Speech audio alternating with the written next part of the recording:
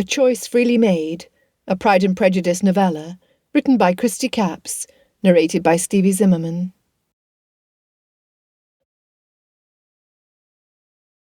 Chapter 1. The ballroom at Netherfield Park blazed with candlelight, the chandeliers casting their glow upon the swirling dancers below. Mr. Fitzwilliam Darcy stood near the far wall, a glass of wine in his hand, observing the company with the detached air that had become his armour in such gatherings. Yet tonight his attention was not scattered across the room in general disapprobation. Tonight he focused on one particular figure with an intensity that would have alarmed him had he given it more consideration. Miss Elizabeth Bennet moved through the figures of the dance with effortless grace, even with the considerable impediment of her partner. Mr. Collins, that unfortunate clergyman who had descended upon the ball like a plague of locusts, flailed about the dance floor with all the elegance of a marionette whose strings had become tangled. Collins stepped upon her foot, and whilst Darcy winced, Miss Elizabeth expressed forbearance, though a slight tightening around her mouth betrayed her true feelings. The dance concluded, and Mr. Collins escorted Miss Elizabeth from the floor, his hand lingering upon her arm, his head bent too close to hers as he spoke. Even from this distance Darcy saw her angle away from the parson's presumptuous proximity. She was a woman of sense and good taste in gentlemen. Her figure was light and pleasing, her eyes drew him in, and her wit was unparalleled. Miss Elizabeth was— "You were smiling, Darcy," came Charles Bingley's jovial voice at his elbow. "Careful, or someone might think you actually enjoy these gatherings." Darcy schooled his features into their customary mask of indifference. "Observation. It is a skill you might cultivate, Bingley. One learns much about people when they believe themselves unobserved." "Ah, but I prefer to learn about people by talking to them." Bingley laughed, his eyes drifting across the room to Miss Jane Bennet, who was conversing with her younger sisters. "Is she not the most beautiful creature you have ever beheld? I declare, Darcy, I am the most fortunate man in England to have secured 2 dances with her this evening." Miss Bennet was indeed lovely, serene and elegant, like a swan swimming alone in a pond, emotionally distant. Beautiful to gaze upon, but— Bingley excused himself and crossed the room to claim his second dance, and as Miss Bennet placed her hand in his, her face transformed. The polite smile she had worn throughout the evening became genuinely welcoming. Her eyes met Bingley's with a tenderness that revealed her emotions. The observation struck Darcy like a physical blow. He had been so certain, quite convinced, that Miss Bennet felt nothing beyond a mercenary interest in his friend's fortune. He had seen only her restrained countenance, her unfailing pleasantness, and he had interpreted it as calculated indifference. But that look just now, that unguarded affection, told a different story. Could he have been wrong? The thought unsettled him more than he cared to admit. His eyes returned to Miss Elizabeth, who had extricated herself from Mr. Collins' suffocating attention. She stood beside Miss Lucas, the tension easing from her as that impish smile returned, one that made his heart falter. For weeks now, ever since her fateful visit to Netherfield when her sister had fallen ill, she had captured his attention. He had admired her devotion to Miss Bennet, sitting at her bedside, reading to her, ensuring she had everything needed for her comfort. He had observed her benevolence to the servants, remembering their names, inquiring after their families, a consideration that even some of the finest ladies of his acquaintance failed to extend. He had witnessed her deft deflection of Miss Bingley's increasingly pointed barbs, turning insults into opportunities for humour, without ever descending to cruelty. But it was more than that. Intelligence shone in her eyes, wit sparked her conversation, and the way she delighted in the absurdities of human nature without losing her fundamental goodness. Perfection, he had thought more than once. Perfect as a sister for Georgiana, who needed exactly such a lively influence. Perfect as a companion for himself, who had grown weary of the vapid conversations and overt manoeuvres of society misses. Perfect as the mistress of Pemberley. The thought should have alarmed him. Instead, it resounded inside him with the comfort of truth. If only— But there was the rub. If only her family connections were not so appalling. A father who retreated to his library rather than manage his estate or his family. A mother whose nerves were exceeded only by her vulgarity. 3 younger sisters, ranging from graceless to wild. And an entail that would leave them all destitute upon Mr. Bennet's death. Darcy took another drink, trying to drown the conflicting desires that warred within him.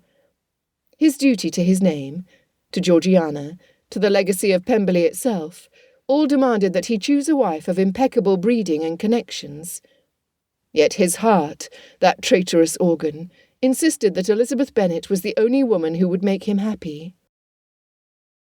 For weeks he hesitated, wanting her, yet unable to take that final step that would bind their futures together. And while he hesitated, it seemed others had not. Mr. Collins returned to Miss Elizabeth's side like a pigeon to its roost. Darcy's jaw tightened as the parson gesticulated energetically, no doubt expounding upon some pedantic point, with all the self-importance of a man who believed his every word to be profound wisdom. Her countenance shifted to one of carefully maintained politeness, but Darcy could recognise the frustration in the set of her mouth, the way her fingers tapped against her fan. He felt the danger of her keenly now. "Mr. Darcy?" The voice came from directly beside him, and Darcy turned to face Mr. Bennet. Miss Elizabeth's father regarded him with a manner that was difficult to decipher, part amusement, part condescending. "Mr. Bennet." Darcy inclined his head. "Are you enjoying the ball?" "As much as any father can enjoy seeing his daughters displayed like fillies at Tattersall's," Mr. Bennet replied, with his reputed dry wit. "Though I confess I am excessively diverted by you. You see, I am curious, Mr. Darcy. Your interest in my second daughter has been constant this evening. One might even say obsessively constant." At once Darcy's neckcloth seemed uncomfortably tight, but he maintained his composure. "Sir—" "Oh, come now, Mr. Darcy. You have been observing my Lizzie as a cat observes a mouse, though I confess I am uncertain whether you intend to pounce or to toy." Mr. Bennet's eyes had lost their humour, growing sharp and assessing. "I wonder, are you collecting faults to add to your initial assessment of her? What was it you said at the Meryton Assembly? That she was tolerable, but not handsome enough to tempt you?" The words hit Darcy like a punch to the stomach. He had said that. God help him, he had said exactly that. But he had thought that no one of consequence had overheard. The memory rushed back with mortifying clarity. Bingley urging him to dance, suggesting Miss Elizabeth as a partner, and his own arrogant dismissal of her charms. Good Lord, had Elizabeth heard? "Mr. Bennet, I assure you," Darcy began, but the older man was not finished. "Because if that is your intention," Mr. Bennet continued, his voice taking on an edge, "you may save yourself the effort and return to Derbyshire without another thought for the Bennet family. It is quite obvious you hold us all in disdain, though I confess I am at a loss as to what we have done to earn your scorn beyond existing in your vicinity." Mr. Bennet believed Darcy to be cataloguing her faults. Nothing could be further from the truth. "Sir, I must apologise." Darcy tried again, but Mr. Bennet waved a hand dismissively. No need. I merely wanted to inform you that by tomorrow morning my Lizzie will be betrothed. So whatever game you are playing, it will soon be irrelevant. She will be another man's concern, and you may continue your life secure in the knowledge that you successfully avoided the contamination of association with the Bennet family." The words hit Darcy like a series of blows to the solar plexus. Betrothed? Miss Elizabeth? Tomorrow morning? To whom? "I see the news surprises you." Mr. Bennet's tone held a hint of cruel amusement. "Did you think us all too poor and vulgar to arrange proper matches for our daughters? Or perhaps you thought Elizabeth herself too proud to accept a clergyman of modest means? I assure you, Mr. Darcy, my daughter understands her duty to her family, regardless of her personal preferences. She has not yet reached her majority. I will not allow her to refuse him." Darcy's mind reeled. This could not be happening. Elizabeth could not. She would not. But what claim did he have? He had hesitated.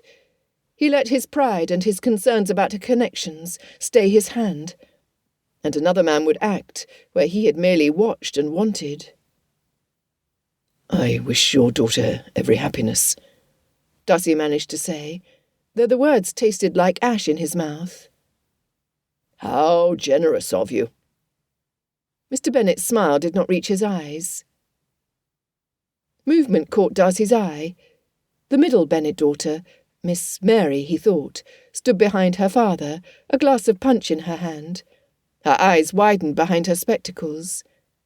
She had heard most, if not at least part of their exchange. "Now, if you will excuse me," said Mr. Bennet, "I believe the card-room beckons. I find I am in need of sensible conversation, a commodity in rather short supply in a ballroom filled with chattering mothers and their simpering daughters." Before Darcy could even respond to Mr. Bennet, the gentleman walked away, leaving Darcy frozen in place, his mind racing. Miss Mary set the glass aside and hurried across the ballroom toward Miss Elizabeth, who was still trapped in conversation with Mr. Collins. The middle daughter bent close to her sister's ear, whispering frantically, her hands gesturing in agitation.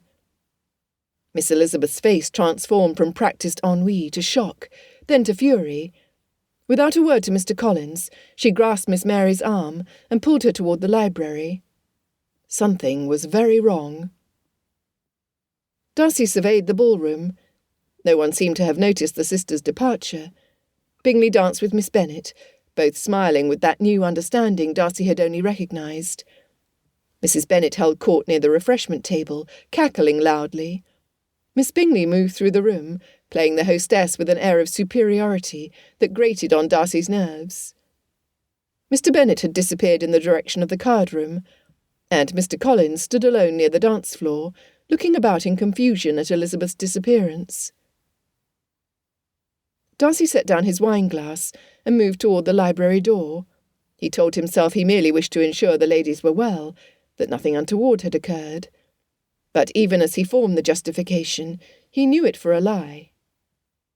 Miss Elizabeth was in distress, and despite his pride, his concerns about her family, his hesitation, he could no more ignore her suffering than he could stop breathing.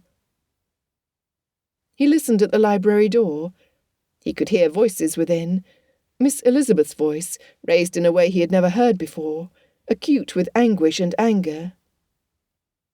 Darcy opened the door, stepped inside, and closed it softly behind him. The sight that met his eyes would be forever burned into his memory. Miss Elizabeth paced before the fireplace like a caged lioness, her hands clenched at her sides, tears stealing down her face, that she swiped away with angry, impatient gestures. Miss Mary stood near the desk, wringing her hands, her bearing a mixture of sympathy and helplessness. "How dare he!" Miss Elizabeth exclaimed, apparently unaware of Darcy's presence. "How dare Papa decide my future without even consulting me, as if I were no more than a piece of furniture to be disposed of at his convenience? And he dared to share this information with Mr. Darcy before he told me his plans. Me, his own daughter. I will not marry Mr. Collins. I would rather... Darcy purposely cleared his throat. She broke off as both sisters spun toward him. No one spoke. Miss Elizabeth's chest heaved with the force of her emotions, her eyes bright, her face flushed. Even upset, she was magnificent. "Mr. Darcy," she said, her voice hoarse, "have you come to witness my humiliation, or perhaps to offer your congratulations on my upcoming nuptials?" The bitterness in her tone cut him deeply. "Neither," he said. "I came to ask if there is anything I might do to help." She laughed, a broken sound that had nothing to do with mirth. "Help! Why would you help me, Mr. Darcy? What am I to you? A woman who is tolerable but not handsome enough to tempt you. A member of a family you clearly disdain." Each word was a lash, and Darcy accepted them as his due. "You are right to censure me," he said, taking a step toward her. "My words at the assembly were unconscionable. They were the words of a proud, arrogant, and ignorant man. I regret them more than I can express. If you can find it in yourself to forgive me, I will be forever in your debt." She stared at him, her expression unreadable. The silence stretched until it had weight. He had rehearsed nothing. Now he stood emptied of everything but the waiting. "I did not anticipate your apology, sir." "What did you anticipate?" Her shoulders shrugged. "Possibly excuses, justifications, perhaps even anger that I dared to throw your words back at you. Never a man of evident pride, lowering himself to genuine contrition. Sir, why did you not depart this room instead of face my hurt?" He had been catalogued, not flattered, not condemned necessarily, simply understood, which was worse than either. "Because your hurt was of my making," he said after a moment. "A gentleman does not wound in retreat, or he should not." A beat. "I should not have wounded you at all." Miss Mary added, "An apology, something our father has never done." Miss Mary's words struck him like a door swinging open onto a room he had not known existed. This is what we know. This is what we live with. He felt the ground shift slightly beneath his understanding of Elizabeth Bennet. "Aye, Mary, he has not." Miss Elizabeth took uncomfortable seconds to study his face. "You wish to be in my debt, Mr. Darcy. You wish for penance." He was not accustomed to being examined. Men of his position were observed, appraised for wealth, for standing, for eligibility, but not studied. He did not know what she was searching for. Whatever it was, he was not certain he wanted her to find it. "I do." She crossed the room until she stood directly before him, her eyes searching his face, as though looking for some hidden truth. "Then kiss me." Darcy's breath caught. The words took a moment to arrange themselves into meaning. He was, for perhaps the first time in his adult life, entirely without a response. Not because the request was incomprehensible, but because some treacherous part of him understood it immediately and completely. That understanding shook him more than the request itself. "I beg your pardon." If he had known a genuine apology would produce this, he thought wildly, he would have mastered the art considerably sooner. He made a silent, somewhat bewildered vow to apologize to her every day for the rest of his life. "You heard me?" Her voice was unruffled, though her hands trembled at her sides. "Give me my first kiss, Mr. Darcy. Let it be of my own choosing, with a man I select, rather than a duty extracted by a husband I do not want. That is the penance I require."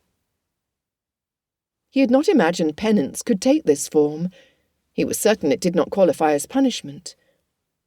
He should refuse.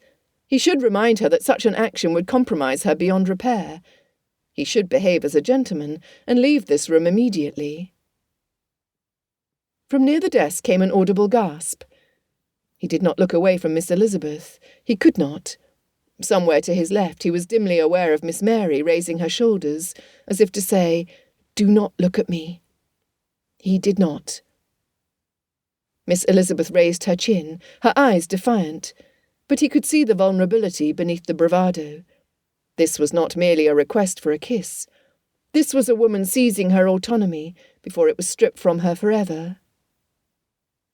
"As you wish," he whispered.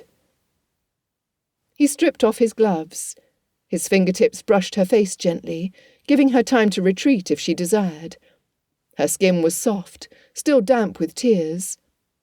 As they considered each other, Darcy felt his heart hammer against his ribs, with such force he wondered if she had heard it.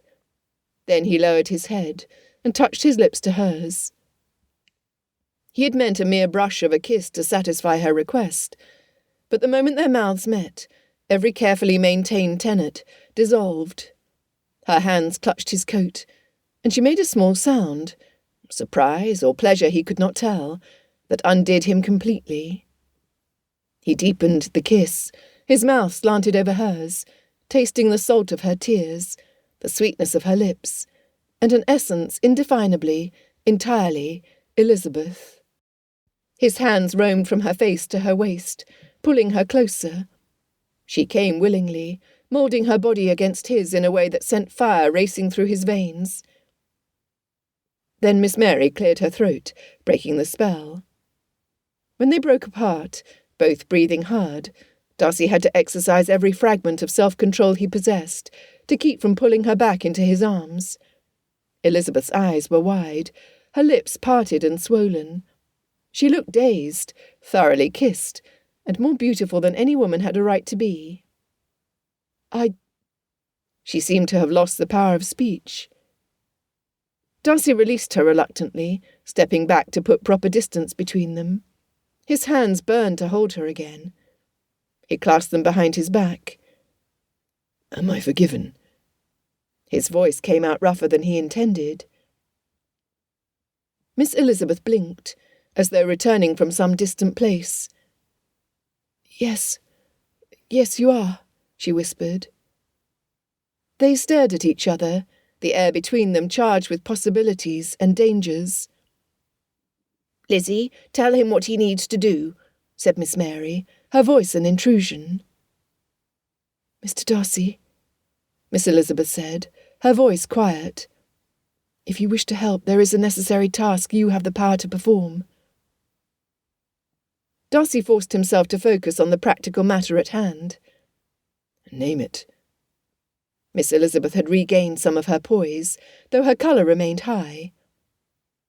"Before I tell you what I hope to acquire, you must know that there are 2 reasons I cannot marry Mr. Collins. The first is that I do not respect him, and could never love him.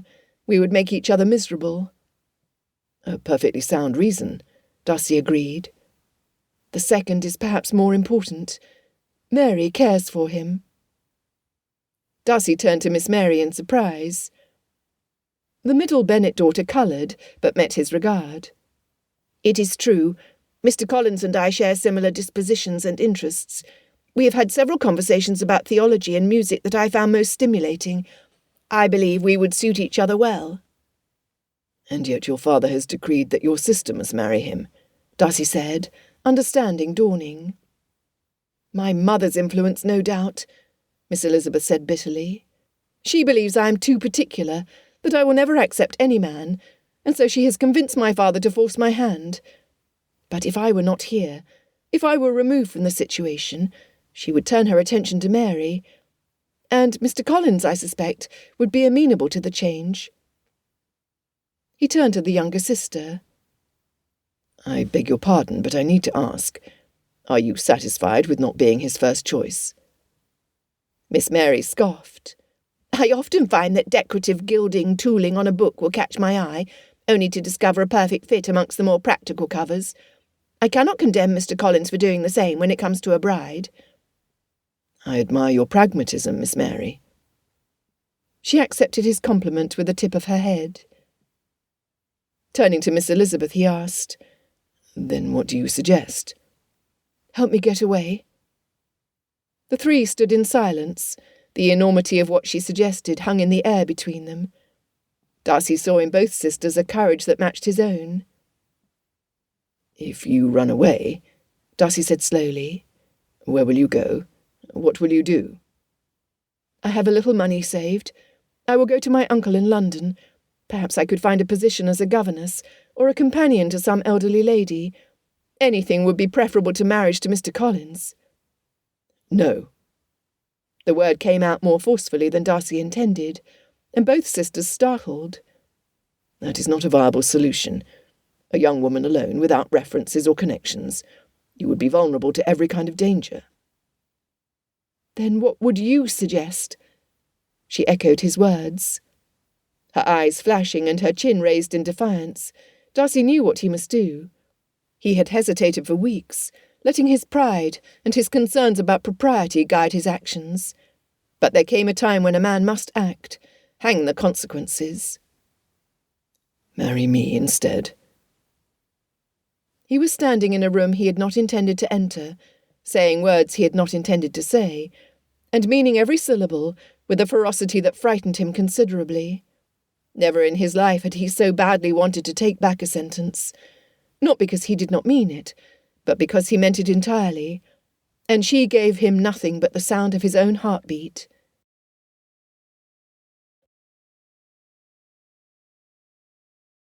Chapter 2. Miss Elizabeth stared at him as though he had begun speaking in tongues. "I beg your pardon?" "Marry me," Darcy repeated, his voice stronger now. "You need to escape this situation. I can provide that escape. More than that, I can offer you a life of comfort and security, a position of respect in society, and—" Complete honesty was required. "And the companionship of a man who has come to admire you greatly." "You cannot be serious," Miss Elizabeth whispered.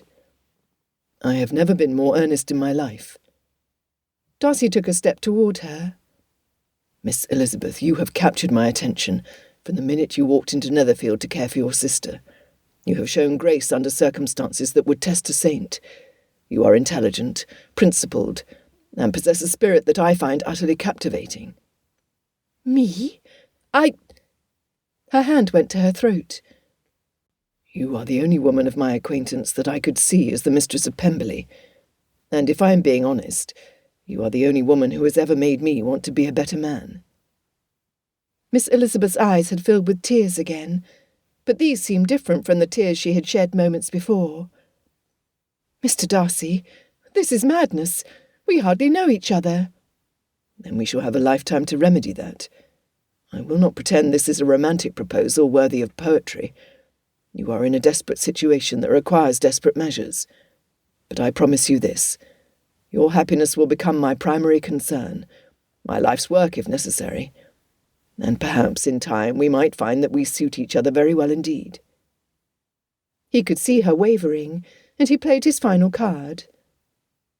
"Pemberley has a library that spans 2 floors and contains over 1,000 volumes.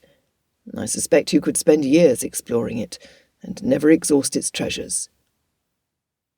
Despite the tears, and the fear and the uncertainty, Miss Elizabeth laughed. "Are you attempting to bribe me with books, Mr. Darcy?" "Is it working?" She took his measure, and Darcy felt as though she could see straight through to his soul. "Mr. Darcy," Elizabeth said, her voice careful, "I must confess something. Until tonight, I thought very ill of you. Mr. Wickham spoke to me of your history together, of grievances between you. He painted a picture of a proud, unfeeling man who treated him with shocking cruelty. I believed him readily because it confirmed what I already thought of you. After tonight, after what you have done, I must know all." Darcy's hands fisted involuntarily. "George Wickham is a rake of the first order, Miss Elizabeth. I have verifiable proof.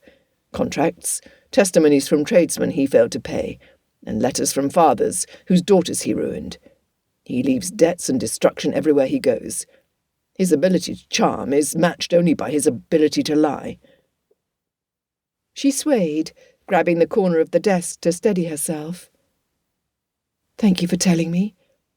I now understand that the one man I thought was good had only the appearance of the quality." "You are not the only one to be fooled.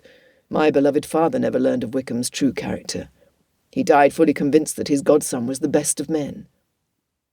"That must have caused you pain." Miss Elizabeth paced. Finally she asked her sister, "Mary, what do you think?" Miss Mary took her sister's hand. "I think Mr. Darcy is offering you a chance at happiness, Lizzie. A real chance, not the pale shadow of contentment you might find elsewhere. And—" She hesitated. "I think he cares for you. I can see it in the way he looks at you." "But what of you?" Miss Elizabeth asked. "Will you be well?" "I will," Miss Mary assured her. "Your absence will allow me to pursue what I wish. With that said, I cannot be happy knowing you have sacrificed yourself for my sake." Miss Elizabeth turned to Darcy. "This is truly what you want, not some fleeting impulse born of chivalry." "I've been fighting what I want for weeks," Darcy admitted. "This is merely the catalyst that has forced me to act. So, yes, Miss Elizabeth, this is truly what I want." She closed her eyes briefly, and Darcy could almost see her calculating the risks and benefits. When she opened them again, there was resolve in their depths. "Very well, Mr. Darcy. I accept your proposal. Heaven help us both." Relief flooded through him so powerfully that he took both of her hands in his and brought them to his lips. "And I shall speak to your father now, explaining my intentions." "No!" Miss Mary drew closer, her face stern. "Papa is the sort to take immense satisfaction in exercising his wit at someone else's expense. He would enjoy having control over you, Mr. Darcy, as he insists that his favourite daughter was already promised to another." "He would refuse me?" "Eventually, no. For now, he would see your proposal as validation of his own cleverness, sir," Mary said. He forced Lizzie's hand, and a wealthy gentleman immediately appeared, confirming everything he believes about his own brilliance. Elizabeth, for she was his Elizabeth, nodded. "And he will say you are acting out of pity or obligation. Worse, he will insist on a lengthy courtship, doing things properly for once. Every convention he ignores in his own household will suddenly become sacred if it means wielding control over me." Darcy rubbed his hand over his mouth. "What sort of father?" "The sort who demands control, though he does nothing to earn it," Miss Mary replied. "Then we must be gone before Mr. Collins offers for you." The three of them moved to the desk, and with efficiency planned Elizabeth's flight. Once her family was asleep, she would pack her belongings and position her trunk below her bedroom window, where Darcy's valet would be waiting to carry it to the waiting carriage. "Take only what you need," Darcy advised. "We can purchase anything you lack once we reach London." "London?" Elizabeth asked. "I will leave Netherfield in the morning, telling Bingley that I have urgent business. He will not question this, since he leaves the day after for the same reason." "Where in London shall we go?" "I will take you to my aunt and uncle, Lord and Lady Matlock," Darcy explained. "You will be safe there, hidden away from anyone who might come looking for you. When will you reach your majority?" "In 3 weeks." "Perfect. We shall wait until then to marry, to ensure no one can claim you were coerced or taken against your will.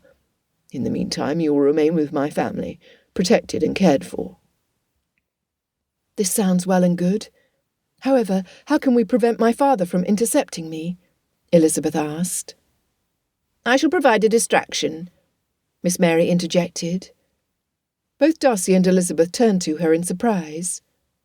"What kind of distraction?" Elizabeth asked warily. "I shall take your favourite walking dress, coat and bonnet," Miss Mary explained, her eyes bright with an intelligence Darcy had not previously noticed. "Tomorrow morning, several hours after you have departed, I shall wear them and walk past the windows where the servants might see me. They will report that you went out for your morning constitutional. By the time anyone realises you are missing, you will be well away." "Mary, you could get in trouble," Elizabeth began. "I'm willing to take that risk," Miss Mary said firmly. "For you, Lizzie, and for myself as well. This is for the best." Elizabeth pulled her sister into a fierce embrace. "You are far cleverer than anyone gives you credit." "I know," Miss Mary replied with a small smile. "I find it advantageous to let people underestimate me." Darcy realised there was more to the middle Bennet sister than he had first judged. "Elizabeth," he said, "you should also leave a note that will prevent your family from assuming the worst, that you've been abducted or met with some accident." She nodded and moved to the desk, taking up a piece of paper and pen. She wrote quickly, then showed him the result. "I will not marry him." "Short and to the point," Darcy said, "though perhaps a bit ambiguous." "I think it says exactly what needs to be said," Elizabeth replied. "My father will understand."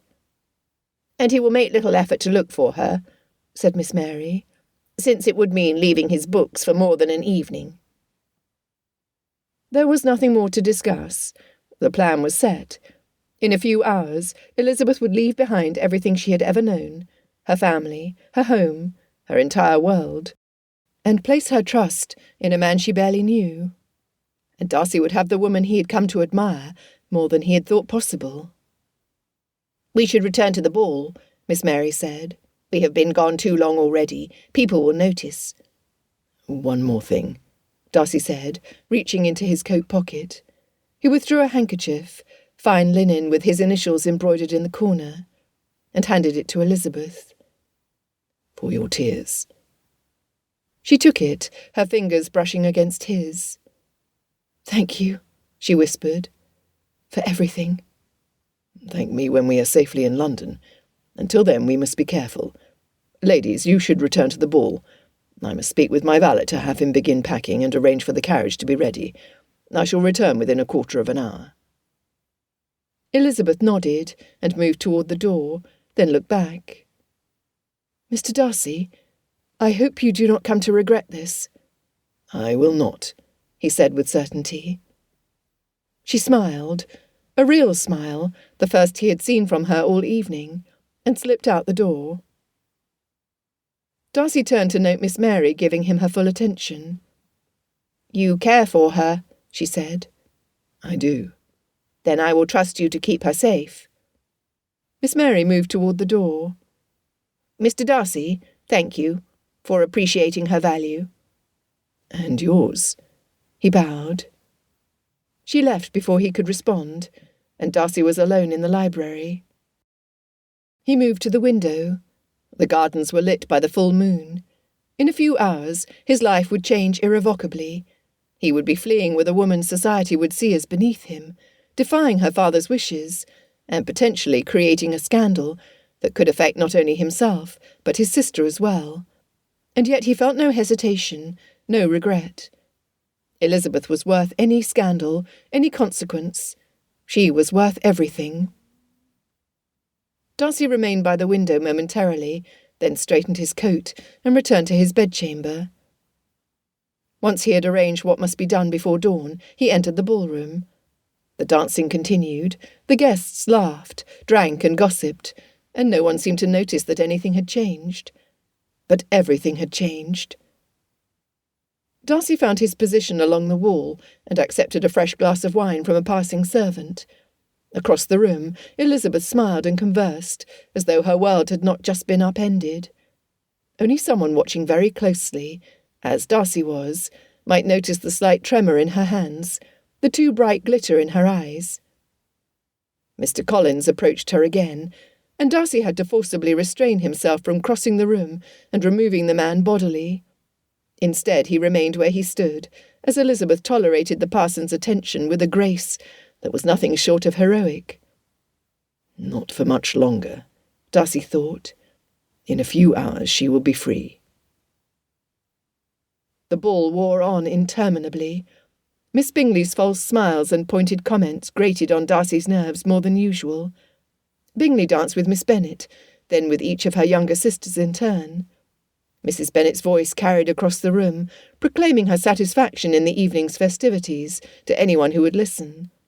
Mr. Bennet remained sequestered in the card-room, avoiding his wife and daughters with the dedication of long practice.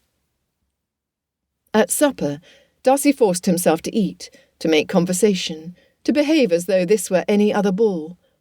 But his attention returned to Elizabeth, tracking her movements, ensuring she was well. Finally, the musicians played their last set. Guests collected their wraps and called for their carriages. But the Bennets, as was apparently their custom, showed no signs of leaving. Mrs. Bennet continued to hold court, regaling anyone within with commentary on the evening's successes. The younger Bennet girls giggled and whispered. Miss Mary appeared to be asleep where she sat. Miss Bennet and Elizabeth stood together, speaking quietly. A full moon hung low on the horizon, casting the frost-touched grounds in pale silver light. One by one, the other guests departed, the Lucases, the Gouldings, the Longs, until only the Bennets remained. Her eldest persuaded her mother to make her way to their carriage. Through the window, Darcy saw Elizabeth climb inside, her face pale in the lantern's light, but her bearing straight and proud. "Be strong," he willed her silently. Just a few more hours. When the Bennet carriage had disappeared down the drive, Darcy sought out Bingley, who stood with his sister. Enjoy the commendation from your neighbours over the next several days, my friend. You earned it. Bingley blushed modestly. Beside him, Miss Bingley's smile sharpened, her shoulders drawing back, as though Darcy's praise of her brother reflected solely upon her own superior taste and management. I thank you, Darcy. Bingley, might I have a word? Of course. What is it? Bingley's face was flushed with the success of the evening, his smile broad. Miss Bingley stifled a yawn. Mr. Darcy, brother, I will bid you good night, or rather good morning. Once she departed, Darcy said, I'm afraid I must depart for London as soon as may be. Urgent business has arisen that requires my attention. This morning? Bingley's face fell. I suppose business must be attended to. I shall be following you to town myself on the morrow. Perhaps we might meet at the club? Send a note around once you arrive. Darcy bowed. I apologise for the abruptness of my departure. Think nothing of it. Bingley clapped him on the shoulder. Though Caroline will be disappointed. She's been planning a shooting party for next week. Please convey my regrets to your sister, Darcy said, and my thanks for her hospitality. I shall. Bingley yawned. Lord, what a night! I shall bid you farewell now, as I doubt I shall be awake to see you off. Bingley extended his hand, which Darcy shook. Safe travels, my friend. Darcy retired to his chambers. When we leave for London, Thornton, Darcy said, we will be carrying a passenger to Matlock House. Sir? Thornton paused in his work. We will collect her on our way. Thornton nodded, asking no further questions, only easing Darcy from his black tailcoat to pack. After changing into his travelling clothes, Darcy stood at the window, waiting impatiently for the sun to rise over the horizon. Once he departed this place, there would be no going back. He thought of Elizabeth, returning to Longbourn, facing her family with the knowledge of what she was about to do. He thought of the courage it must take to leave everything familiar behind, to trust a man she knew little of, with her future. He would not fail her. He would not let her regret this choice. The Bennet family returned from Netherfield in their customary noisy fashion. Kitty complained the instant she descended from the crowded carriage that her feet ached, and she was exhausted, and nobody had any consideration for her whatsoever. Lydia spoke over her sister to announce that Lieutenant Carter had been most particular in his attentions, and that Kitty's feet would not ache so badly if she learned to dance properly. Mrs. Bennet, still flushed with excitement, wanted to review every moment of the evening with Mr. Bennet, who murmured something about the lateness of the hour, and retreated to the master's chambers before she had finished her first sentence. Jane said only that she was tired, and kissed Elizabeth's temple before ascending the stairs. Mary said the same and went to her room. Mr. Collins trudged up to his chambers, after telling Elizabeth that he expected to meet with her privately once he awoke. Never. Soon after, the house subsided into silence. Elizabeth lit a single candle and opened her trunk. She worked quickly, by instinct rather than plan. Her 2 best gowns, her best slippers, the warm pelisse, stockings, a shift, gloves, the ivory shawl Jane had pressed upon her last winter. Pausing over her books, she ran her fingers along their spines in the thin light. She could not take them all. She chose 2, gifts from her favourite aunt, and left the rest with a pang that surprised her. She wrapped the small miniature of Jane in her chemise. From below she heard her mother murmuring to Hill about Mr. Collins. What a triumph, when Lizzie accepts Mr. Collins! Dear, foolish mamma, who wanted nothing for her daughters except security. She would never understand that Elizabeth had just secured herself rather more thoroughly than Mr. Collins ever would. She thought of her father. That he could throw her away was a wound she had not yet examined, and did not intend to think on this day. She would write to him, eventually, when she could do so without anger. The door opened without a sound. Mary appeared in the frame, still dressed, her candle shielded by her palm.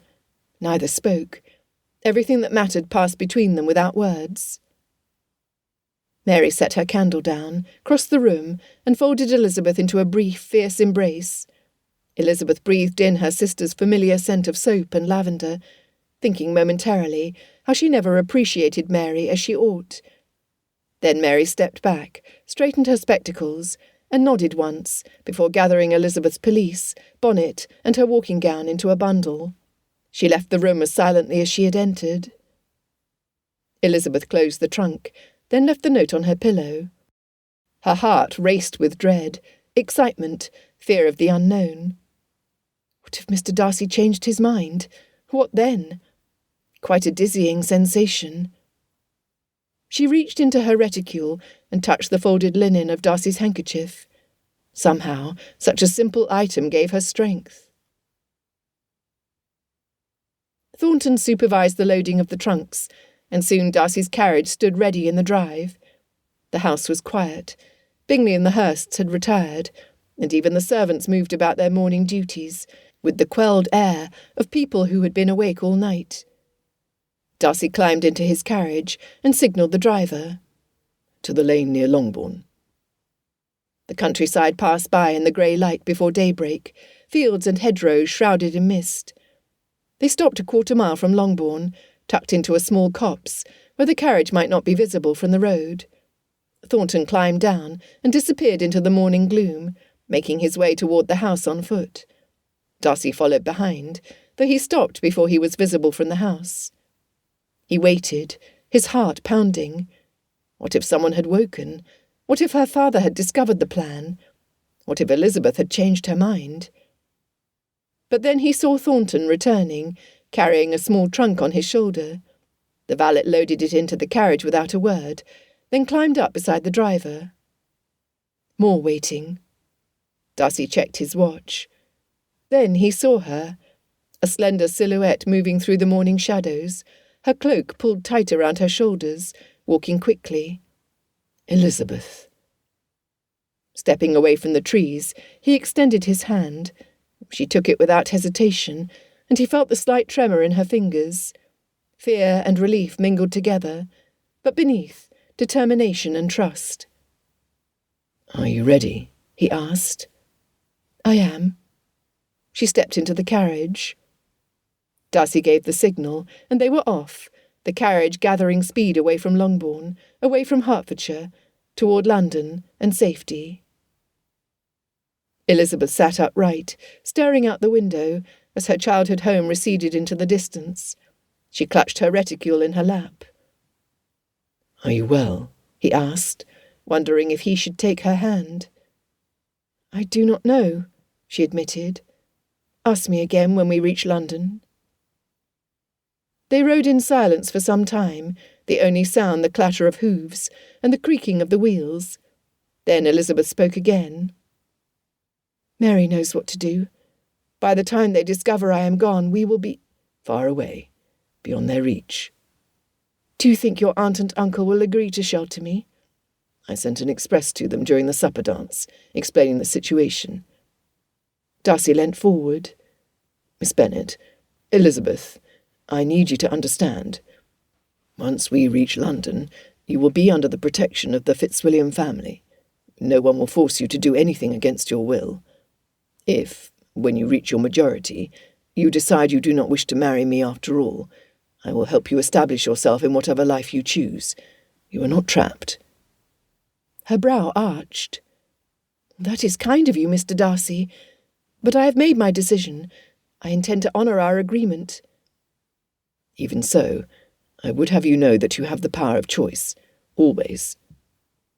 Elizabeth smiled, and in that smile, Darcy saw a glimpse of the woman she might become, once freed from the constraints that had bound her. I believe you may be a better man than you give yourself credit for, Mr. Darcy. I am trying to be the man you deserve. They fell silent again, but this time the silence was more restful, almost companionable. Elizabeth eventually leant her head against the side of the carriage, and her eyes closed. Darcy watched her sleep, This woman who had turned his life upside down with nothing more than her wit, her spirit, and her fine eyes. In 3 weeks, he would have the right to protect her, to cherish her, to spend every day of his life trying to make her happy. He had never wanted anything more. When the wheels hit a rut in the road, Elizabeth was jolted against the side of the carriage. Before she could be thrown again, Darcy moved to sit beside her and drew her gently against him. Momentarily she stiffened.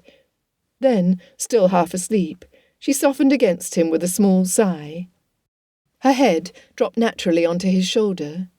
She fit perfectly. "Thank you," she murmured, the words barely audible.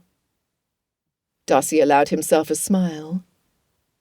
"Sleep, Elizabeth. I have you." She did not answer, already yielding once more to slumber. But her hand found his coat and curled into the fabric, holding on. The carriage rolled on through the morning, and for the first time in longer than he could remember, Fitzwilliam Darcy felt blessedly, completely content.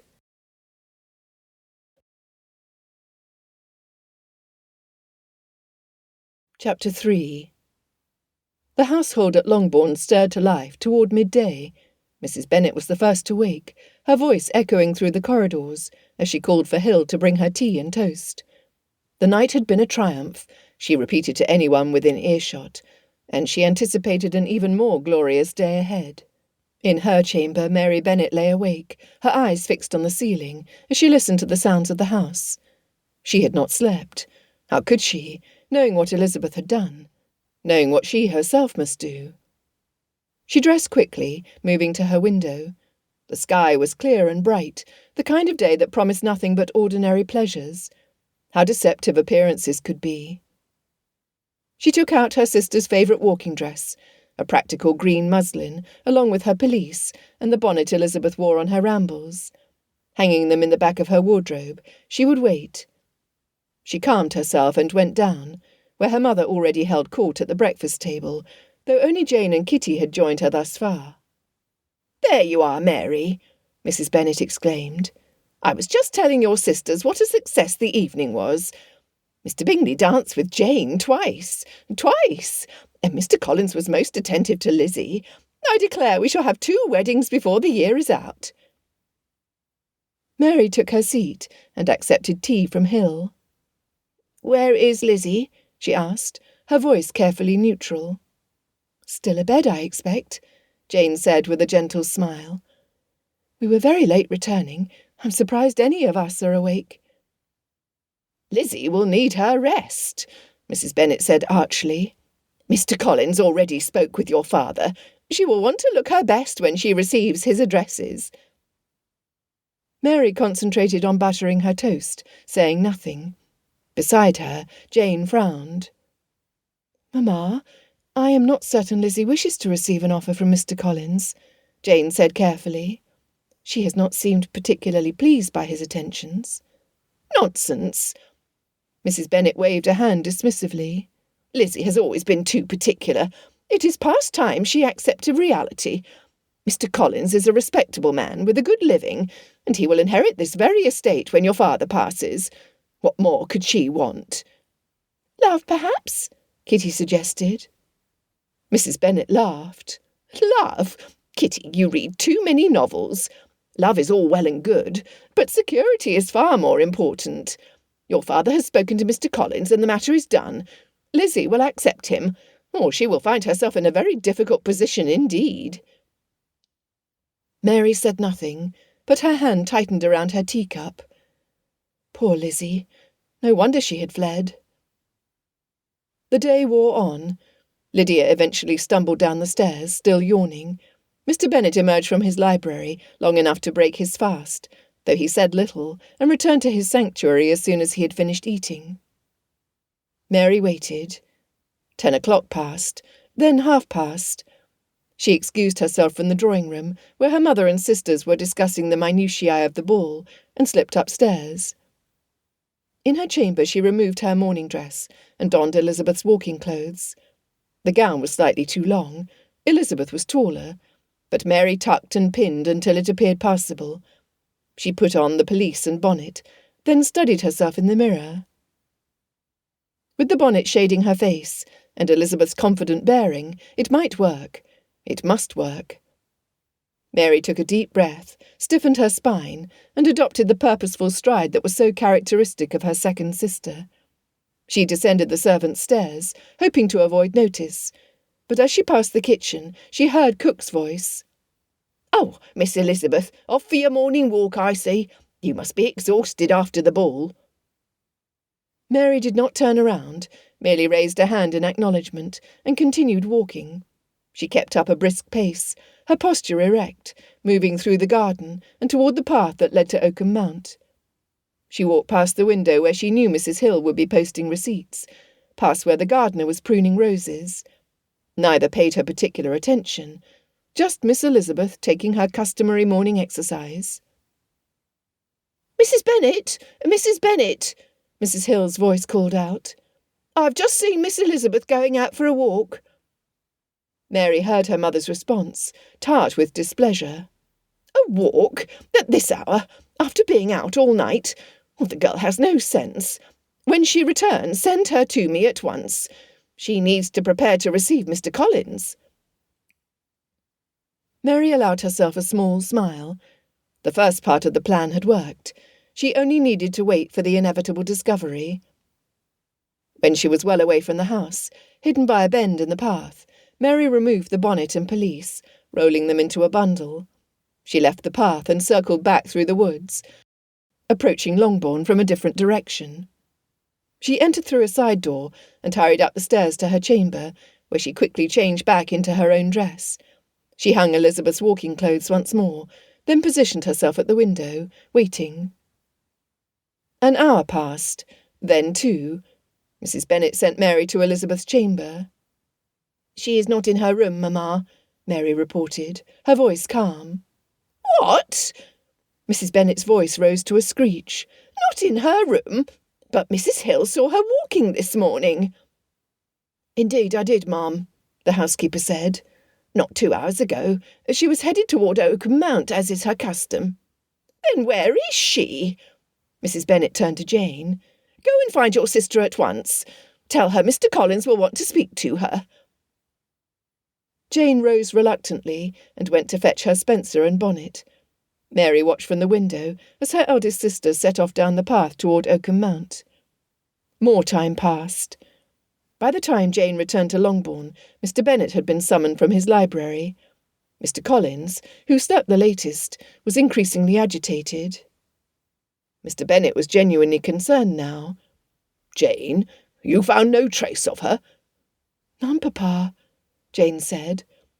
Her fingers were fisted in her skirt. "I am deeply concerned." Mr. Bennet's jaw hardened. "That girl!" He led the way up the stairs, the entire household, including Mr. Collins, following in his wake. He threw open the door to Elizabeth's chamber and strode inside, his eyes scanning the room with the careful attention of a man searching for clues. It did not take much to notice what was missing. "Her trunk is gone," he said angrily. Mary stepped into the room. "The gown she wore last night, the hairbrush Aunt Gardiner gave her, a few of her books." He moved to the bed and picked up the folded paper on the pillow. The silence in the room was absolute as he unfolded it and read the brief message. His face stilled, which Mary knew from experience was far more dangerous than his anger.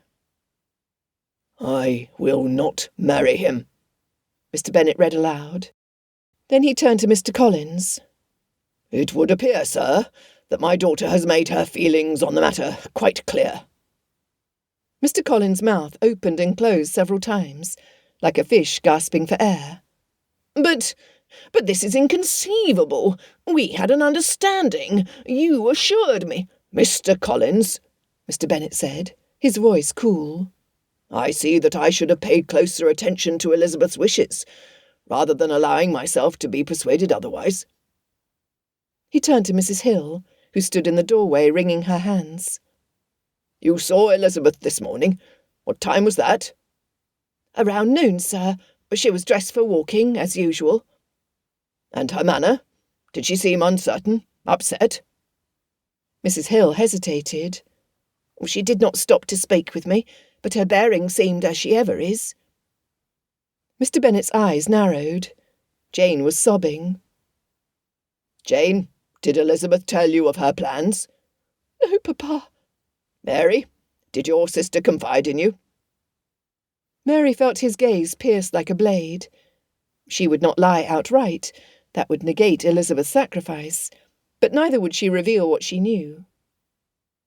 "Lizzie told Jane and me that she had no wish to marry Mr. Collins," Mary said carefully. "She felt that she and Mr. Collins would not suit. She believed someone else might make him a better wife." "Someone?" Mrs. Bennet screeched. "And did she happen to mention who this someone might be?" Heat crept up her neck, but Mary held her ground. "She may have suggested that Mr. Collins and I share similar interests in matters of faith and music." The silence that followed was broken by Mrs. Bennet's wail. "You marry Mr. Collins? But you are... Mrs. Bennet seemed unable to complete the sentence, which Mary supposed was probably for the best. Mr. Collins, however, appeared to be considering this new information with surprising thoughtfulness. "Miss Elizabeth is correct. Miss Mary and I have indeed had several most edifying conversations on theological matters," he said slowly. "She displays a proper respect for the teachings of the Church, and her musical abilities, while modest, are executed with appropriate solemnity." "Mr. Collins," Mr. Bennet said brusquely, "my second daughter has run away rather than marry you. Perhaps we might postpone discussions of alternate candidates until we have located her." Of course. Mr. Collins had the grace to be abashed. "Though I must say, Mr. Bennet, this reflects very poorly on Miss Elizabeth's character. Lady Catherine will be most displeased when she learns of this behaviour." "I am certain we shall all survive Lady Catherine's displeasure," Mr. Bennet said dryly. He turned to the family. "The question remains, where has Elizabeth gone? She cannot have walked far, not with a trunk, unless she had help." His eyes swept over each person in the room, and Mary forced herself to meet his scrutiny without flinching. She thought of Elizabeth and Mr. Darcy, already arrived in London by now. "I shall have to search for her on my own, I suppose," Mr. Bennet continued. "If Elizabeth has taken the mail coach, someone will have seen her." He surveyed each of his remaining daughters before his eyes settled upon his wife. "Until we find her, we will not speak of this to anyone outside of this house. To the ladies who come to discuss the ball, nothing will be said about Lizzie, only that she is still in her chambers. None of you, Mr. Collins included, are to leave Longbourn." Mary knew they would find nothing. Elizabeth travelled in a private carriage with one of the wealthiest men in England. There would be no trace of her passage. Mr. Bennet descended the stairs to his study, calling for Mr. Hill to hitch the pony to the cart. Mrs. Bennet collapsed on the sofa in the drawing-room, her smelling salts close at hand, wailing about her poor nerves and her ungrateful daughter. Kitty and Lydia thought Elizabeth was extraordinarily bold, while Jane would stop crying, only to begin again as soon as Elizabeth's name was mentioned. Mary yearned to share the plan with her eldest sister, if only to give her relief. But Jane would tell all to keep their parents from being distressed. No, Mary needed to keep the secret to herself. The day passed in turmoil. Mr. Bennet searched Meryton before travelling to St. Albans. Nothing. No one had seen a young woman matching Elizabeth's description boarding any coach. No one had seen her walking along the road. It was as though she had vanished into thin air. Mr. Collins, after his initial shock had worn off, had indeed begun to look at Mary with new eyes. Over tea, he had engaged her in conversation about the sermons of Bishop Fordyce, and Mary had responded with genuine interest. Mrs. Bennet, seeing which way the wind blew, had already redirected her ambitions. Soon, Mary suspected, her father would allow Mr. Collins to make her an offer, and she would accept him gladly, not from the notion of resignation, but because she believed they would suit each other well. More than that, acceptance would mean leaving Longbourn. The thought brought relief rather than sorrow. The chaos of her mother's nerves, her father's bitter retreat, Lydia and Kitty's constant noise, even Jane's lack of perception when something bad occurred. It had worn on her for years. She had borne it because she had no alternative. But watching Elizabeth seize her own future had shown Mary something she had not fully understood until that moment. She did not have to remain where she was, merely because it was expected. Mr. Collins would take her to Kent, to a parsonage where order and reflection were valued, to a life where her interests in theology and music would be appreciated rather than dismissed, to a household that she could manage according to her own principles. Elizabeth's refusal had given Mary this chance, had given them both a chance at happiness, in spite of the cost.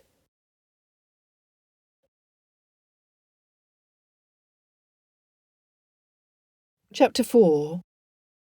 The journey to London proceeded without interruption. Elizabeth slept through the changing of the horses, her exhaustion complete. Once they were back on the road, she woke periodically, disoriented by the rocking of the carriage and the unfamiliar sensation of being held against Mr. Darcy's side. Each time she would start, remembering where she was and what she had done. He murmured reassurances before she drifted off again. When she at last woke fully, the sun was high overhead. Remembering herself, she straightened quickly, a flush rising to cover her face. He handed her a flask of water. She drank deeply before returning it to him. "I apologize," she said, smoothing her skirts. "I did not mean to... That is, I should not have..." "You needed rest," Mr. Darcy said. "Never apologize for being in my arms, Elizabeth." Her name on his lips should have felt presumptuous to her. They had known each other mere weeks, and yet here she was, fleeing to London to marry him. But instead of presumption, she heard only gentleness. The same kindness he had shown in the library when he apologized without excuse. The same steadiness he had shown when he offered her a choice, instead of seeing her forced into marriage with Mr. Collins. She had thought him proud and unsympathetic. She had been profoundly wrong. Out the window, buildings appeared with increasing frequency until they were close together. The traffic on the road had increased as well, carriages and carts and riders on horseback, all moving with the purposeful bustle of a great city. "We're nearly there," Mr. Darcy said. Elizabeth's stomach fluttered with sudden nerves. "What did you tell them? In your express, I mean." "The facts. That you were being forced into an unwanted marriage, that I offered you an alternative, and that I required their assistance in sheltering you until you reach your majority. I may have omitted certain details about the circumstances of our agreement." "And that we barely know each other and have agreed to marry out of necessity," Elizabeth said with a wry smile, though her hands tightened in her lap. She was about to meet his family, people of rank and consequence, who would judge whether she was worthy of the Darcy name, people who had every reason to find her wanting. "I prefer to think of it as a marriage of mutual benefit and growing regard." The tension in her eased. "As do I," she said, and found she meant it. He believed there was more between them, and if he believed it, perhaps she could too. The carriage turned onto a wide, elegant square lined with imposing townhouses. Even to Elizabeth's inexperienced eye, it was clear this was one of the most fashionable addresses in London. The houses were stately, with pristine white facades and iron railings that gleamed in the afternoon sun. They pulled to a stop before one such house, and Elizabeth felt her breath catch. Was this to be her refuge, this palace? "Welcome to Matlock House." Then Mr. Darcy gestured across the square to a similarly sized domicile. "And that is Darcy House." "Oh." Elizabeth understood he was a wealthy man, but this threatened to overwhelm her. He stepped out first and turned to hand her down. Elizabeth took his offered hand, grateful for its equanimity, as her legs threatened to buckle beneath her. She had not realised how anxious she was. The front door opened before they reached it, and a butler appeared, dignified and utterly impassive. "Mr. Darcy, welcome. Lord and Lady Matlock are awaiting you in the drawing-room." "Thank you, Henderson." Mr. Darcy kept his hand at Elizabeth's elbow, guiding her through an entrance hall that seemed to stretch upward forever, past gleaming marble floors and walls hung with portraits of stern-faced ancestors. Elizabeth had no time to take it all in before they were ushered into a large, beautifully appointed drawing-room. 2 people rose as they entered, a distinguished gentleman with silver hair and keen eyes, and a woman whose regal bearing made Elizabeth want to curtsy on instinct. "Darcy," the woman said, approaching them, "we received your express early this morning." "Aunt Helen, Uncle Malcolm, may I present Miss Elizabeth Bennet of Longbourn?" Darcy turned to Elizabeth. "Miss Bennet, my aunt and uncle, Lord and Lady Matlock." Elizabeth executed her best curtsy, acutely aware of her travel-rumpled dress. "My lord, my lady, I am deeply grateful for your hospitality. I know this must seem most irregular." "Indeed?" Lord Matlock said, his tone not unkind, but decidedly reserved. "Most irregular. Please, sit down, Miss Bennet. I believe we have much to discuss." Lady Matlock gestured to a chair, not the sofa where she herself sat, Elizabeth noted, but a separate chair that maintained a certain distance. "You must be fatigued from your journey. Henderson, bring tea." Elizabeth sat, folding her hands in her lap to keep them from trembling. The warmth she had hoped for was notably absent. Instead, she felt very much like a curiosity being examined, weighed and measured. "Our nephew's express was somewhat thin on details," Lord Matlock said, settling into his own chair, with the air of a judge preparing to hear a case. "Darcy, perhaps you might explain how you came to be in this situation?" Mr. Darcy remained standing, his posture formal but his voice steady. "Mr. Bennet determined that Miss Elizabeth would marry his cousin, Mr. Collins, a clergyman of limited sense and even more limited appeal. Miss Elizabeth refused. Her father informed her that her refusal would not be permitted. She was to accept Mr. Collins' proposal this morning, regardless of her own wishes." Lord Matlock's expression darkened. "Did he have the right to force the match?" "He did," Mr. Darcy confirmed. "However, Miss Bennet's sister Mary has formed an attachment to Mr. Collins, and would be far better suited to him in temperament and interests. But Mr. Bennet was resolute. Miss Elizabeth would marry Mr. Collins, or she would face consequences she could not bear." "You offered an alternative," Lady Matlock said. "I did." Mr. Darcy's voice was firm. "I proposed marriage and offered Miss Elizabeth sanctuary here until she reaches her majority in 3 weeks. At that point, no one, including her father, can compel her to do anything against her will." "A rather dramatic solution," Lord Matlock said. "The situation was dramatic, uncle. I saw no other way to prevent an injustice."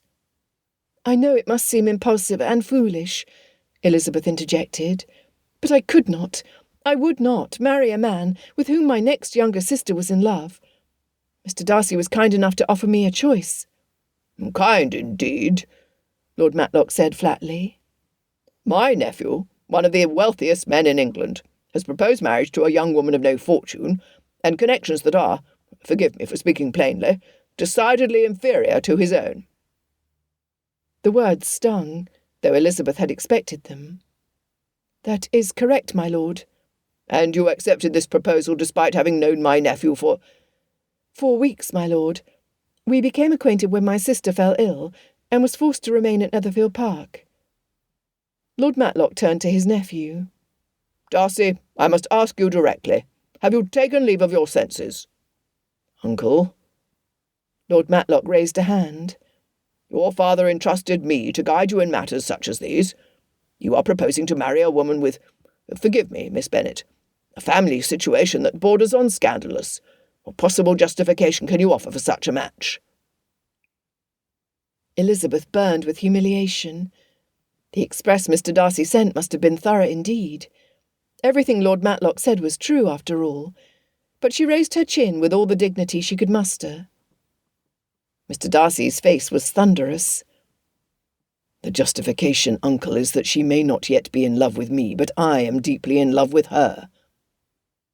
Elizabeth's breath faltered. He had told her that he admired her, that he cared for her. But love? He loved her. Lady Matlock leant toward him, her eyes astute and assessing as they fixed on her nephew. "You are certain of this, Fitzwilliam? This is not merely infatuation or a misguided attempt at chivalry?" "I am certain." Mr. Darcy's voice was firm, brooking no argument. "I have been fighting my feelings for weeks, and telling myself all the reasons why I should not act upon them. Miss Bennet's connections, her lack of fortune, the unsuitability of the match. I am well aware of all these objections, but when faced with the prospect of her being forced into a marriage to someone so absolutely unworthy of her—" He shook his head and let his regard rest on her. "Nay, someone other than myself. I could not stand aside and do nothing." The intensity in his words and expression made her pulse race. "Miss Bennet is intelligent, principled, witty, and kind. She is the only woman I have ever met who challenges me, who makes me want to be better than I am. She will be an exemplary mistress of Pemberley, and a wonderful influence on Georgiana. More than that, she is the only woman I could ever imagine spending my life with."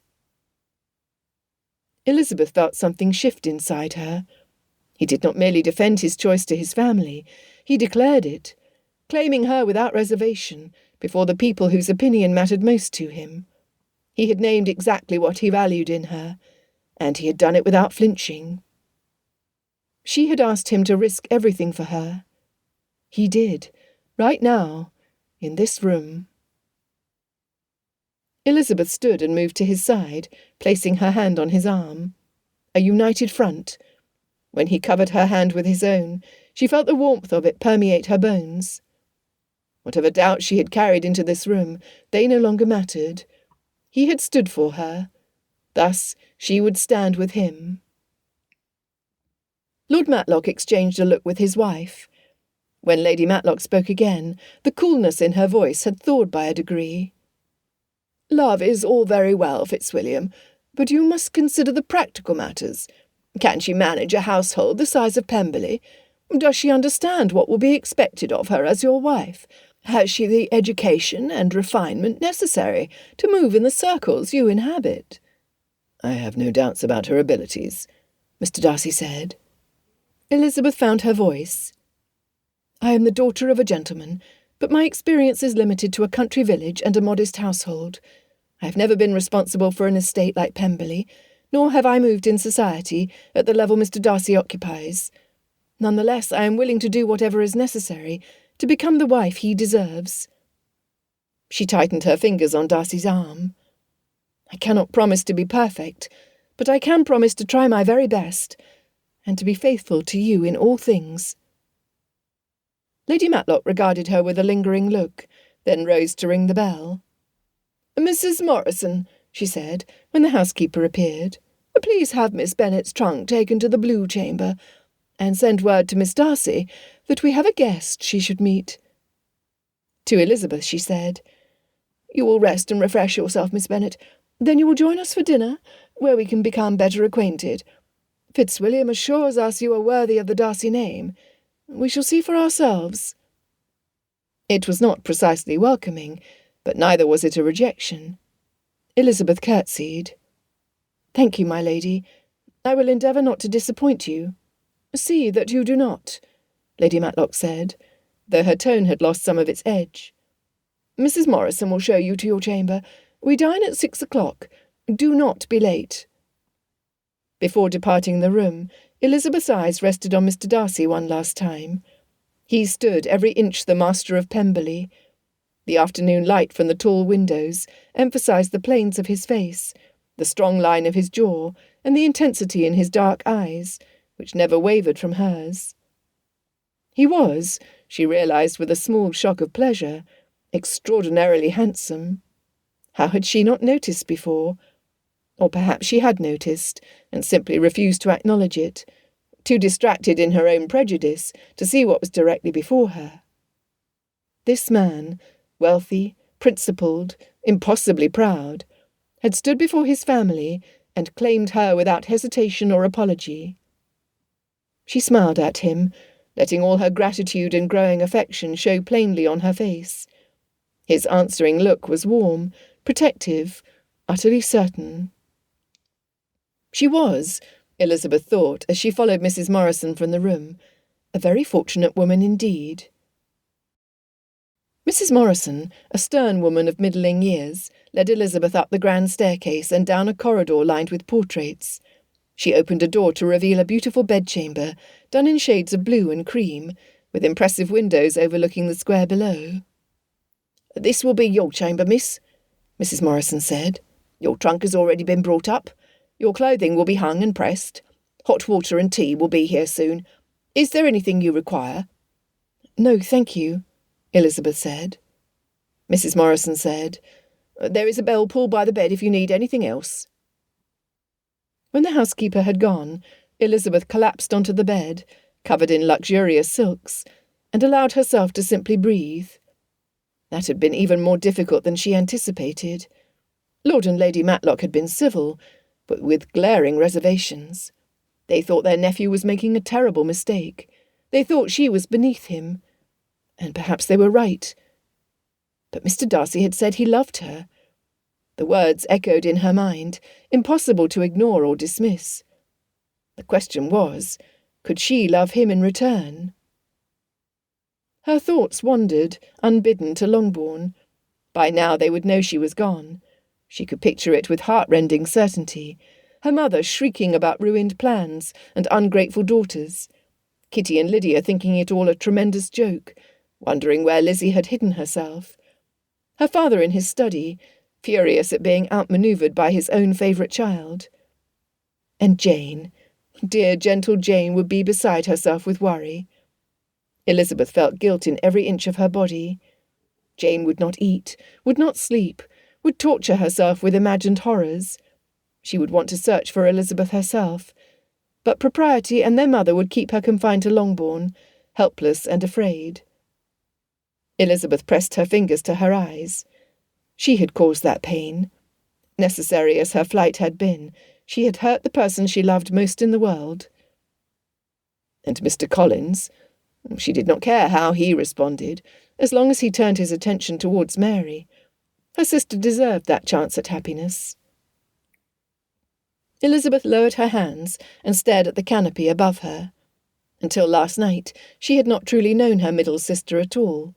She had thought Mary awkward, pedantic, buried so deeply in her books and sermons that she rarely noticed the world around her.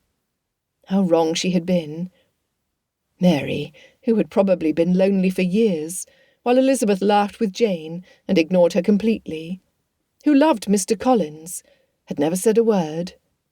Instead, she risked everything to help her sister escape. What a marvel she was. What a sister. Elizabeth would write when it was safe. They deserved to know she was well, even if she could not yet tell Jane where she was or what was to come. A knock at the door announced the arrival of hot water, along with a maid, who introduced herself as Annie. Behind her came another young woman carrying a tray with tea and sandwiches. Annie said cheerfully as she poured water into the basin, "I must say, Miss Bennet, Miss Darcy is ever so excited to meet you, miss. She's been asking about you since the express arrived this morning, and her aunt read it aloud." Elizabeth wondered whether the many compliments Miss Bingley paid to Miss Darcy were true to her character. If so, she would be a fearsome creature. Yet Mr. Darcy spoke of his sister with unparalleled tenderness. Surely she was a lovely young lady. Grateful for the chance to remove some of the dust of travel, Elizabeth allowed Annie to help her change out of her wrinkled dress and into a shift and dressing gown that had been laid out on the bed. "Rest now. I shall wait you to dress for dinner in plenty of time, Miss Bennet," said Annie. Without hesitation, Elizabeth sank onto the bed.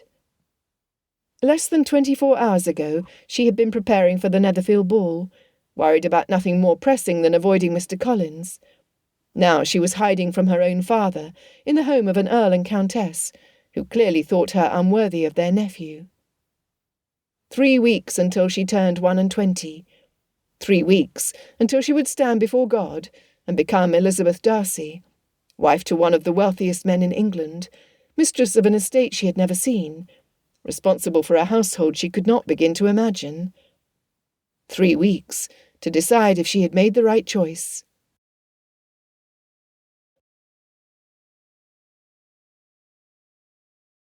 Chapter 5. A soft knock at the door announced Mr. Darcy, now changed into evening clothes. Elizabeth gasped. She had seen him in formal attire at the Netherfield ball, but her view of him was different now. The severe black coat fitted perfectly to his broad shoulders, his cravat, an immaculate fall of white linen at his throat, his dark hair brushed back from his face. He appeared every inch the gentleman of consequence that he was. And she, in her simple cream muslin with its modest embroidery, felt suddenly, acutely plain. But then his eyes found hers, and his expression warmed at once. "Elizabeth," he said, his voice holding a note of wonder. "You are lovely." The sincerity in his tone lent her strength. "Thank you," she managed. "You are very kind." "I am truthful," he corrected gently, offering his arm. "Shall we?" Elizabeth took his arm, though her hand trembled against his sleeve. She felt the disparity between them keenly now. His wealth and consequence, her country simplicity. They had taken only a few steps down the corridor when Mr. Darcy paused and studied her face. Without a word, he guided her into a small alcove. "You are apprehensive," he whispered. "Do you need reassurance?" Elizabeth met his eyes and saw genuine concern there. She nodded, not trusting her voice. Darcy cradled her face in his hands, just as he had in the library at Netherfield, and lowered his head to press a brief, tender kiss to her lips. It was over in a trice. When he pulled back, she smiled. "I shall have to remember your cure for nerves for future occasions." He grinned. "I'm at your service whenever you require it." They continued down the stairs, both clearly pleased with each other, in a way that made Elizabeth feel less like a stranger in a foreign land, and more like a woman embarking on an adventure with a willing partner. They reached the drawing-room to find Lord and Lady Matlock already present. With them stood a solidly built man in his late 20s, with an effortless smile, and a young woman with dark hair, and Mr. Darcy's fine features. "Ah, there you are," Lord Matlock said, his eyebrows rising. "You both seem in good spirits."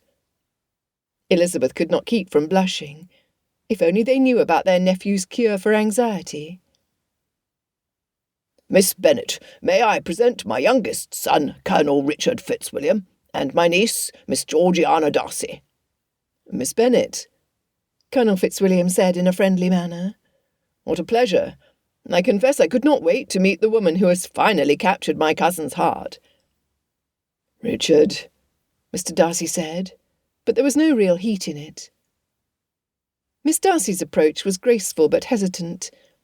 "Miss Bennet, I'm very pleased to meet you. William has written to me about you."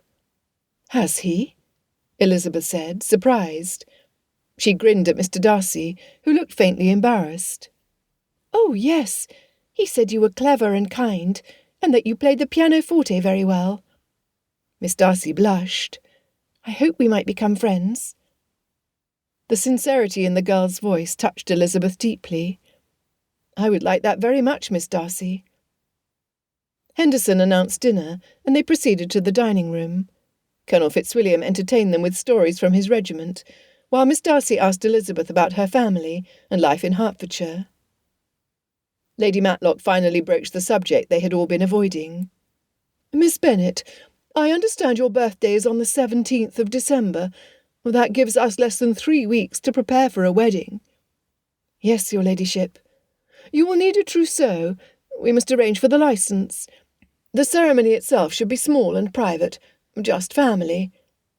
Lady Matlock's tone was businesslike. We cannot risk word spreading before you reach your majority." Elizabeth listened to them discuss her wedding and felt panic rise in her chest. Everything was moving so quickly, and her family would not be there.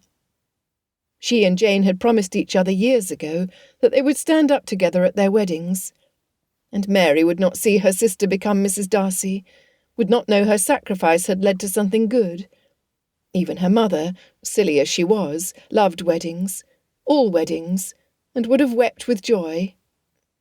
And her father, she had always imagined he would give his blessing, would make some dry remark that made her laugh through her tears, would be proud of her. Instead, she would marry surrounded by strangers who thought her unworthy. Elizabeth's throat tightened. As if sensing her distress, Mr. Darcy's hand found hers beneath the table, squeezing gently. Elizabeth tilted her head toward his. "I may be in need of more reassurance, sir." He regarded her with an intensity that made her suddenly aware, most inconveniently, of how very handsome he was. "As you wish." When dinner concluded, Lady Matlock rose. "Miss Bennet and I have matters to discuss. Georgiana, you may join us." In a smaller sitting room, Lady Matlock came directly to the point. "What have you been taught?" Elizabeth listed her accomplishments. "A little French, passable piano, singing, sketching, and household management at Longbourn, your ladyship." Lady Matlock studied her. "What do you think, Georgiana? Will Miss Bennet suit your brother?" "William loves her," Georgiana answered without hesitation. "And I think she will make him happy. Is that not what matters most?" To Elizabeth, Lady Matlock said, "Very well, I will help you prepare. You will learn household management on a much grander scale. Proper forms of address, the art of entertaining. Georgiana will help with your music and French. We will visit my dressmaker for your wardrobe. It will be rigorous, Miss Bennet. I am not an easy taskmaster." "You will have my best effort," Elizabeth promised. "Good." Lady Matlock rose. "Tomorrow morning we begin." The Countess hesitated briefly. "Miss Bennet, my nephew is a good man. He does not express his feelings easily, and he has been hurt before. But he has chosen you. I hope you will prove worthy of that trust." "Lady Matlock, your nephew is not just a good man. He is the best of men. He deserves nothing less than my best." Later, when the men entered the drawing-room, Mr. Darcy came to her side. "Are you well?" "I am." They moved to the windows overlooking the square. Across the way, Darcy House blazed with light. "That will be your home soon," Mr. Darcy said. "Our home. I hope you will be happy there." "I am not made for sadness, Mr. Darcy, and we are both intelligent enough to understand that the more effort we put into our marriage, the more we each benefit from it. I am hopeful." She turned to face him fully. "I will do all I can to gain Lady Matlock's approval, but even more, I will endeavour to earn your esteem, so that you never have cause to regret offering me this chance." In full view of the others across the room, Darcy caressed her cheek. Elizabeth leant into his touch. "For now, I promise that I will love you, Fitzwilliam Darcy," she said. "Soon, I hope it will change to, I do love you." His eyes darkened with emotion. "I already love you, Elizabeth Bennet, soon to be Elizabeth Darcy." "I cannot be falling behind you, sir. I am determined to catch up," she teased. He gently tugged on one of her curls. "When we are alone, or with family, you may call me Fitzwilliam, or William if you prefer, as my sister does." "William," she whispered, as though testing the intimacy of it. He kissed her hand and said, "Come, Elizabeth, we should join the others." The evening passed pleasantly. Colonel Fitzwilliam drew her out with skilful questions. Miss Darcy paid her rapt attention, and even Lord Matlock seemed to thaw, as he saw the easy rapport between his nephew and Miss Bennet. When the clock struck 10, Lady Matlock announced it was time to retire. Darcy escorted Elizabeth to the foot of the stairs. "Thank you," he said, "for being patient with my family, and for your promise." "They care about you. I cannot fault them for that. And my promise is freely given." He raised her hand to his lips. The tenderness of the gesture, the warmth of his breath against her skin, undid her in a way she had not anticipated, as though a wall of worry began to crumble. She had made her choice, and she would ensure that both she and Darcy benefited from it in every possible way. "Good night, Elizabeth." "Good night, William." As she lay in bed, Elizabeth no longer tried to imagine herself as Mrs. Darcy. Instead, she accepted it as her inevitable future, one she would work toward with all her determination. The following morning, Lady Matlock wasted no time on pleasantries, leading Elizabeth directly to a well-appointed study, where leather-bound ledgers lined the shelves. "These are the account books for Matlock House," Lady Matlock said, opening the most recent volume. "A household of this size requires meticulous record-keeping. Every expenditure must be noted, every servant's wage accounted for, every delivery verified against the bills." Elizabeth contemplated the neat columns of figures. The sums were staggering. "The housekeeper will bring you the weekly accounts," Lady Matlock continued. "You must review them carefully, question any irregularities, and maintain a firm but fair hand." For 2 hours, Lady Matlock led her through the intricacies of the coordination of servants, the planning of meals for both family dinners and grand entertainments, and the proper ordering of a great house. Elizabeth's head spun with information, but she made note of everything, determined to prove herself capable. "That is enough for this morning," Lady Matlock said finally. "This afternoon we visit my dressmaker." Madame Dupree greeted Lady Matlock with obvious deference. "Your ladyship, what a pleasure! And who is this young lady?" "This is my young friend," Lady Matlock said smoothly. "She is in need of a complete wardrobe. Spare no expense, madame. She must have everything.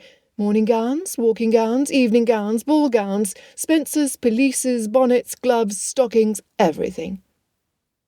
Madame Dupree's excitement was hard to contain. Such a commission! "Mais certainement. Come, ma chère, let us take your measurements." The dressmaker whisked Elizabeth behind a screen and subjected her to what felt like an endless round of measuring, pinning and draping fabrics. Madame Dupree clucked approvingly over her figure, while calling out numbers to her assistant. When Elizabeth emerged, she found Lady Matlock in conversation with 3 fashionable-dressed matrons. "Lady Sefton, Mrs. Drummond-Burrell, Lady Cooper," Lady Matlock said, her tone perfectly cordial. "I am sponsoring this young lady this season." Her ladyship gestured to Elizabeth with familiarity. "She is staying with us at Matlock House." The 3 matrons scrutinised Elizabeth, with the assessing gazes of women accustomed to judging social standing at a glance. Elizabeth met their eyes, and curtsied with exacting propriety, neither excessive nor insufficient. "Charming," Lady Cooper said, though her air suggested she was reserving judgment. "And where is your family from, my dear?" "Hertfordshire, your ladyship," Elizabeth replied. "A small estate, Longbourn, near Meryton." "I cannot say I have ever heard of it," Lady Cooper sniffed. "I'm not surprised," Elizabeth said with a slight smile. "We are quite unremarkable, I assure you. Our greatest distinction is a very fine assembly room, and the fleetest gossip in 3 shires, which I suspect is only surpassed by London." Lady Sefton's eyebrows rose with amusement, as Lady Cooper grinned. "You have a refreshing honesty, my dear." "Hertfordshire," Mrs. Drummond-Burrell said. "How rustic." "Indeed, bucolic, madam." Elizabeth could only hope she sounded intelligent in front of Lady Matlock's acquaintances. Such pastoral charm as sheep and poultry would never do in Mayfair. Lady Sefton laughed outright. "Elizabeth has been keeping my niece Georgiana company," Lady Matlock interjected smoothly. The poor dear has been so lonely in town. It has been quite beneficial for her to have a friend near her own age." Lady Cooper patted Elizabeth's arm. "I begin to see why Lady Matlock encourages your association with Miss Darcy. She is a reticent girl, very much like her brother." The mention of Georgiana Darcy, and the implicit connection to the Darcy fortune, seemed to remind the matrons that Elizabeth was no longer merely a nobody from Hertfordshire, but someone under Lady Matlock's protection who was connected to the Darcys. "How kind of you," Lady Sefton said, her tone sincere.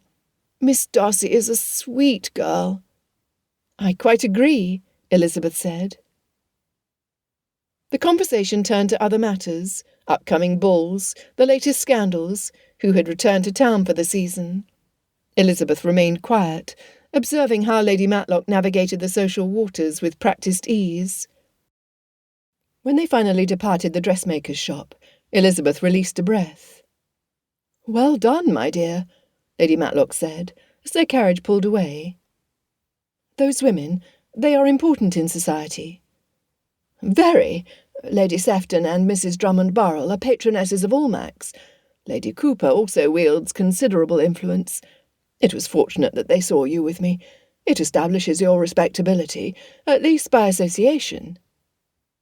Elizabeth absorbed this information, understanding the careful manoeuvring Lady Matlock had just executed on her behalf.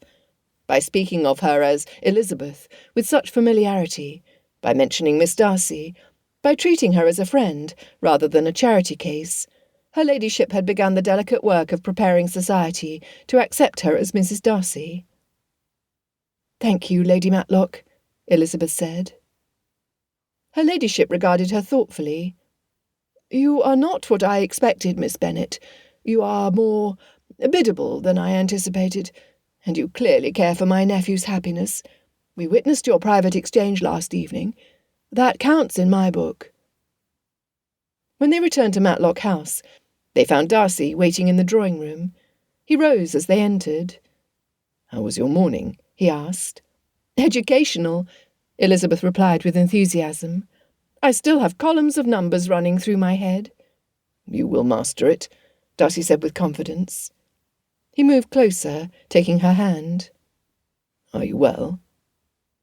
Determined to be honest in all things, Elizabeth said, "I am.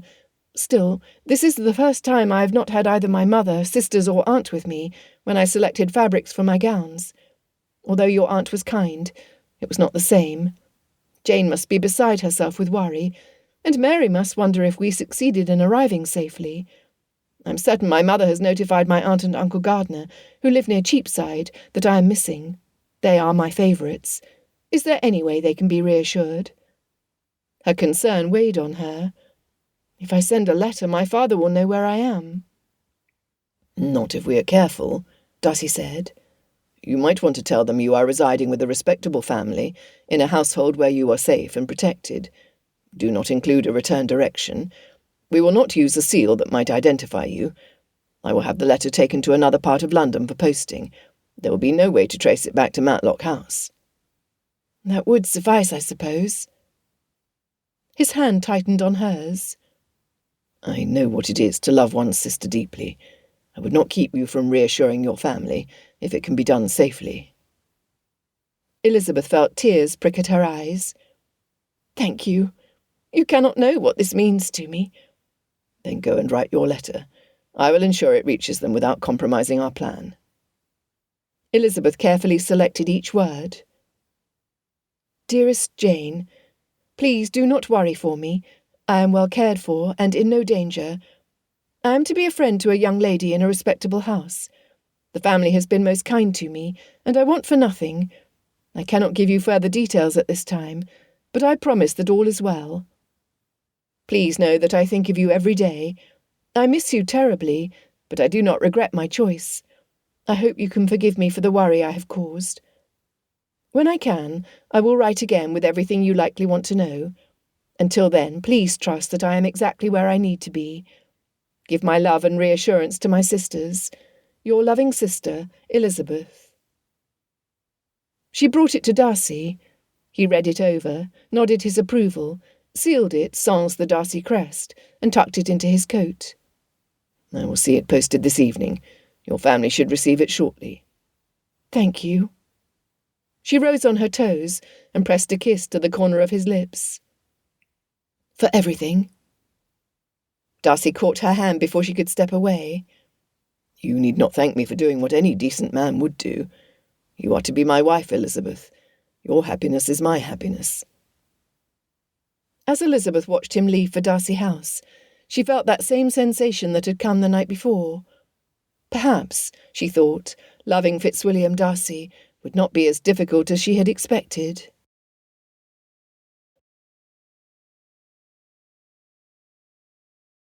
Chapter 6. Darcy stood at the window of his study, watching the square below with more vigilance than usual. It had been a fortnight since Elizabeth had arrived in London, and each day brought new risks of discovery. The close calls had begun almost immediately. 3 days after her arrival, Darcy had been walking with Elizabeth and Georgiana in the park, carefully choosing an unfashionable hour, when he had spotted the distinctive plumes of Caroline Bingley's bonnet in the distance. He steered his companions in the opposite direction, his heart pounding with the knowledge of how close they had come to discovery. Then, only the day before, he and Elizabeth were with Lady Matlock, when their carriage pulled alongside another. Darcy froze as Louisa Hurst's face appeared at the window of an adjacent carriage, her eyes scanning Lady Matlock's vehicle with idle curiosity. Elizabeth had been facing away, her bonnet obscuring her profile, and then the traffic moved on. Far too close. A knock at his door interrupted his thoughts. Mr. Bingley to see you, sir," his butler announced. Darcy turned from the window. "Show him in." Bingley entered with his usual verve, though Darcy noted that his friend's countenance was troubled rather than cheerful. "Darcy, I was hoping you would be home. I have much to tell you." "Sit down, Bingley," Darcy said, pouring them both a drink.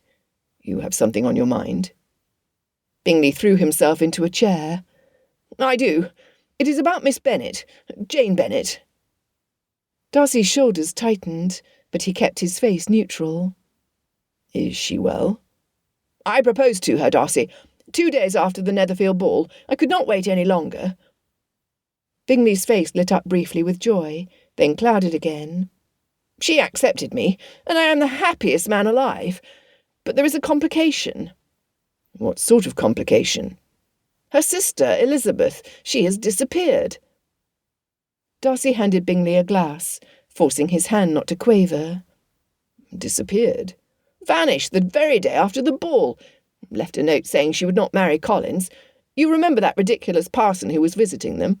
And by the time the family realised she was gone, she was hours away. No one knows where she went or how she left. Mr. Bennet has searched everywhere." Darcy sat down opposite his friend, his mind racing. Bingley was a good man. His one flaw was his inability to keep a secret when pressed. Thus Darcy could say nothing to bring him relief. "That is concerning. Has there been any word from her?" "A single letter, posted from London with no return of direction.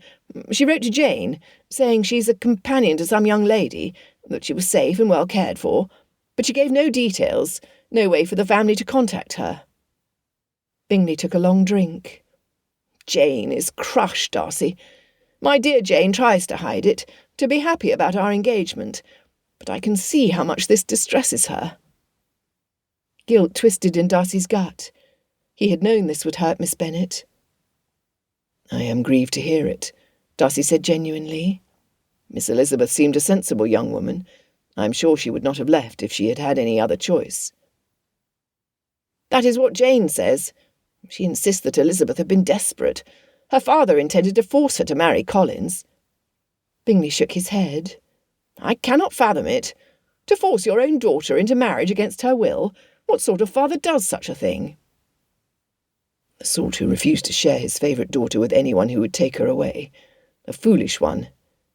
But Darcy said none of this aloud. "As it is, Collins is now spending considerable time with Miss Mary, who refuses to be pressed into a quick engagement. She is a sensible girl, whose heart will not be turned by practised flattery." Darcy well knew just how sensible Mary Bennet was. When is your wedding to be? We've not yet set a date. Jane wanted to wait until Elizabeth could be found, but... Bingley grew pained. It has been nearly 2 weeks with no further word. Mr. Bennet has all but given up the search. He says Elizabeth is of age in a few days anyway, and once that happens, he has no legal right to compel her to return. Bingley was correct. Elizabeth would reach her majority in less than a week now. December 17th, their wedding day. Darcy, I know that you found the Bennets to be less than pleasing company, especially Miss Elizabeth. Despite this, I was hoping that you might agree to stand up with me at the wedding. I know it might be months away, but you are my closest friend, and it would mean a great deal to me. Darcy swallowed. Elizabeth less than pleasing? Never. Of course, Darcy said, the words coming easily, even with the deception they concealed. I would be honoured. He would stand up with Bingley as a married man, with Elizabeth at his side. In less than a week, the secret would be revealed. Bingley would know that his friend had been the one to spirit away Miss Bennet's beloved sister, had married her while Bingley mourned her absence. Would Bingley forgive him? Would Miss Bennet? Thank you, Darcy. That means more than you know. Bingley set down his glass. I should return home. I'm dining with Caroline and the Hursts tonight. After Bingley had gone, Darcy remained in his study, staring into the fire. The weight of what he had done, what he was doing, pressed upon him heavily. He had saved Elizabeth from an unwanted marriage. He had offered her a life of comfort and security. He had given her the choice her father would have denied her. But he also caused pain to innocence. Her sisters suffered because he had taken Elizabeth away. That evening Darcy dined at Matlock House, where he discovered Elizabeth in the music-room with Georgiana. His sister played, while Elizabeth turned the pages, and the scene was so domestic, so peaceful, that some of his earlier guilt eased. Elizabeth looked up when he entered, and her face brightened. Over the past weeks she blossomed. Under his aunt's tutelage she gained confidence. Under Georgiana's gentle guidance her French had improved, and her playing at the pianoforte had become polished. But more than these external accomplishments, Elizabeth had grown comfortable with him, with his family, with the life she would soon step into. And, somewhere along the way, Darcy saw her affections grow for him. It was there in the way she smiled when he entered a room, in the way she sought his opinion on matters both trivial and important. He could sense it in the way she leant into him when they stood together, as though his presence brought her comfort. "William," Elizabeth said, "we did not expect you until dinner." "I finished my business early." He stood beside her, and she shifted closer, her fingers brushing his hand. "How was your day?" "Your aunt has declared me competent," Elizabeth said with evident pride. "High praise indeed from such a demanding instructor." "She told me this afternoon that you exceeded her expectations," Georgiana said.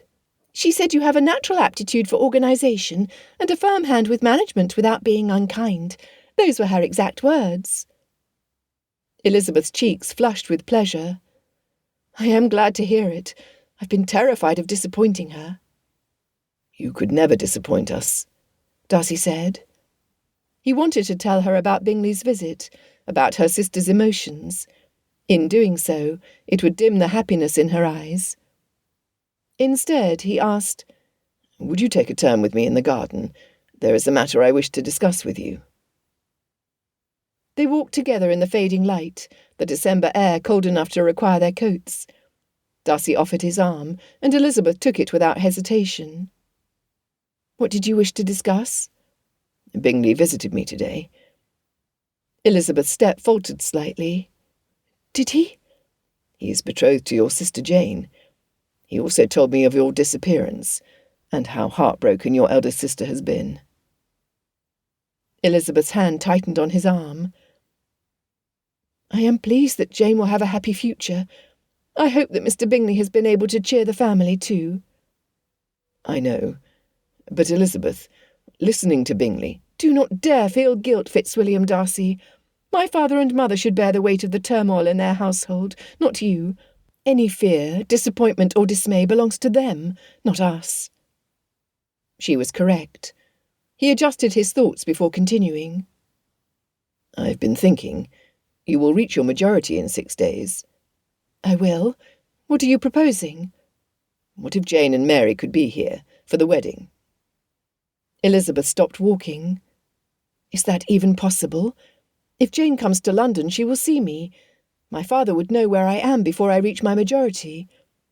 "Not if we time it carefully." Darcy turned to face her, taking both her hands in his. "What if I were to suggest to Bingley that Jane and Miss Mary come to London to meet Georgiana, to begin shopping for Jane's, and possibly Mary's, wedding clothes? They could stay at Matlock House as Georgiana's guests." "How soon could they come?" "Not until the afternoon prior to our wedding. We would keep you hidden until the next morning. Before we leave for the chapel, we invite Bingley, whereupon we reveal everything. By the time Mr. Bennet learns where you are, you will already be my wife, beyond his reach." Elizabeth stared at him, her eyes wide. "You would do that? Risk everything for Jane and Mary to be here?" "I would do it for you," Darcy said. "I know how much you love your sisters. I know how much it pains you that Jane is suffering because of our choices. If there is a way for her and Mary to share in your joy, should we not take it?" Tears filled Elizabeth's eyes. "I do not know what to say." "We will be careful. Bingley need not know the true reason for the invitation. He will think I'm being generous to his betrothed. He is aware of what his sisters are like. He would not want either Miss Bingley or Mrs. Hurst to take charge of their orders at the dressmaker. He would appreciate having them this close, I have no doubt. And did you not mention a favoured aunt and uncle who live in town? Might they want to witness your wedding?" Elizabeth pulled her hands free and threw her arms around his neck. "Oh, William, you are the best of men, the very best." He held her close, breathing in the scent of her hair. "Is that a yes?" "If you think it can be done safely, then yes. I want Jane and Mary here. I want them to know I am happy and safe. I want Jane to stand up with me." "Then I shall call on Bingley tomorrow and make the arrangements." They returned to the house hand in hand, and Darcy knew that whatever risks this plan entailed, it was worth it to see Elizabeth's face, glowing with hope and happiness. The following afternoon, Darcy presented himself at Bingley's townhouse.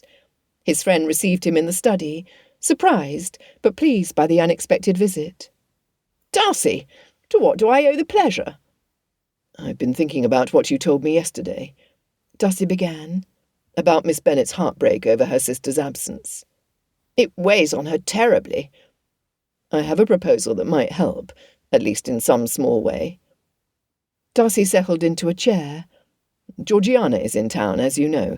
She is eager to make the acquaintance of your betrothed, and I thought, what if Miss Bennet and perhaps one of her sisters came to London for a week?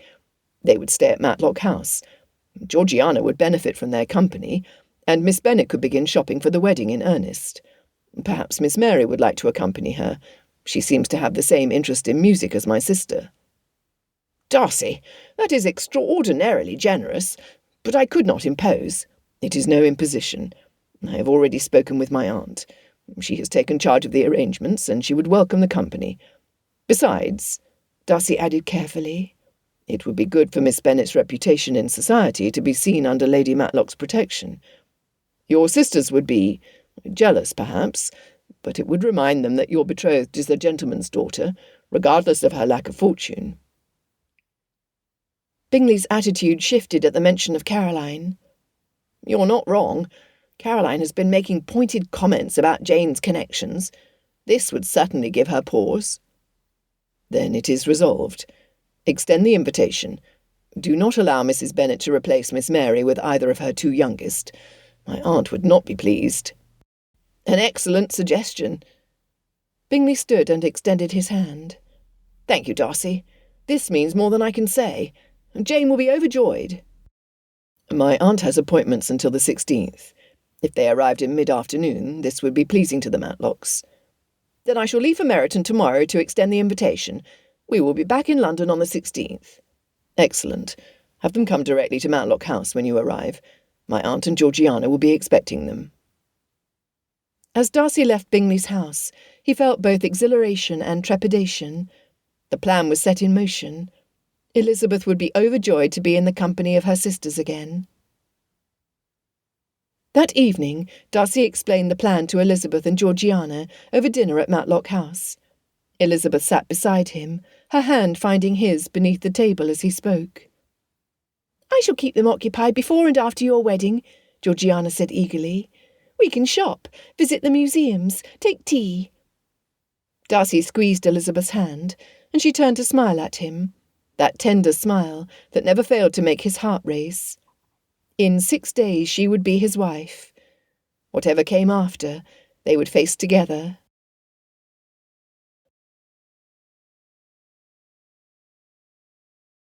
Chapter 7. The 16th of December arrived with a light dusting of snow that frosted the cobblestones of Grosvenor Square. Darcy felt an anxiety that had nothing to do with his impending wedding, and everything to do with the road between London and Meryton. The snow could become heavy, making roads treacherous. He had sent an express to Bingley the previous evening, reminding him that there was no need to depart Meryton before mid-morning. He could only hope Bingley had received it before setting out. The flurries were already thinning, the pale winter sun climbing higher with each passing hour, the cobblestones beginning to show through the white. By noon, he judged, the roads would be passable without difficulty. By mid-afternoon, when Bingley's carriage was expected, they should be clear. He turned from the window and let his gaze travel slowly around his study. Change was taking place at Darcy House. Already, Elizabeth's newly acquired gowns were hanging in the mistress's chambers. Her intimate articles were folded carefully, her shoes placed uniformly in her dressing-room. Tomorrow, Elizabeth would cross the square on his arm and step through that door as his bride, his wife, the mistress of this house and of Pemberley. He tried to imagine what it would mean to have her here permanently. He dreamed of her in the library, his wife, running her fingers along the shelves, pulling down volumes with an expression of pleasure, discovering a book she had not read.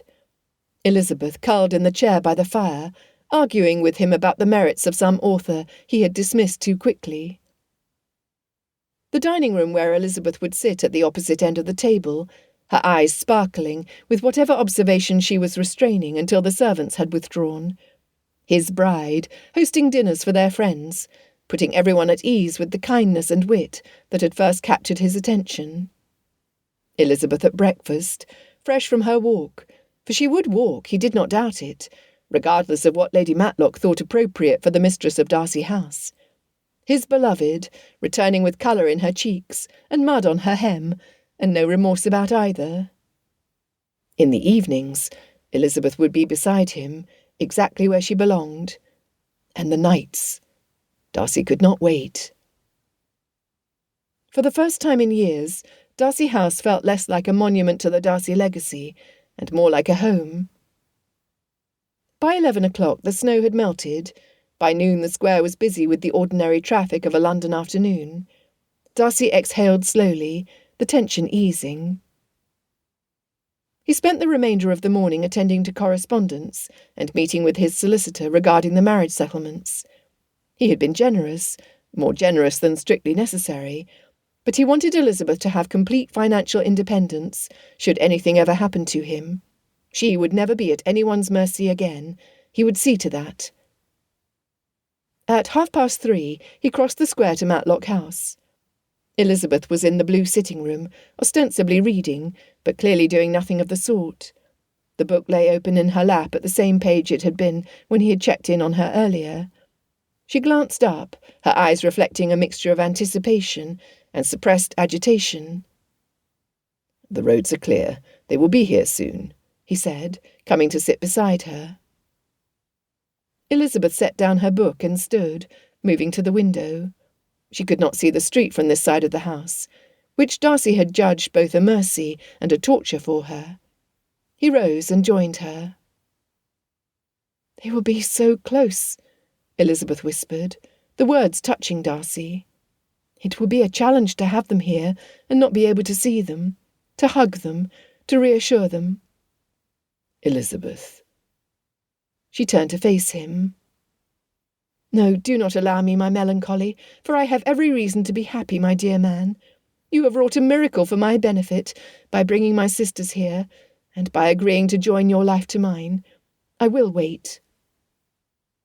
I love you, my dear. He kissed her. I love you more. The words stopped him completely. His heart, which had been racing with anxiety about her sister's arrival, simply ceased its usual rhythm and began again differently, as though his entire body had reorganized itself around those 4 words. She had said she would love him. She had promised to try. But this was not a promise for the future. This was a declaration in the present. Say it again, he managed, his voice rough. Elizabeth's eyes softened. She reached up and rested her hands on his lapels, the gesture tender and sure.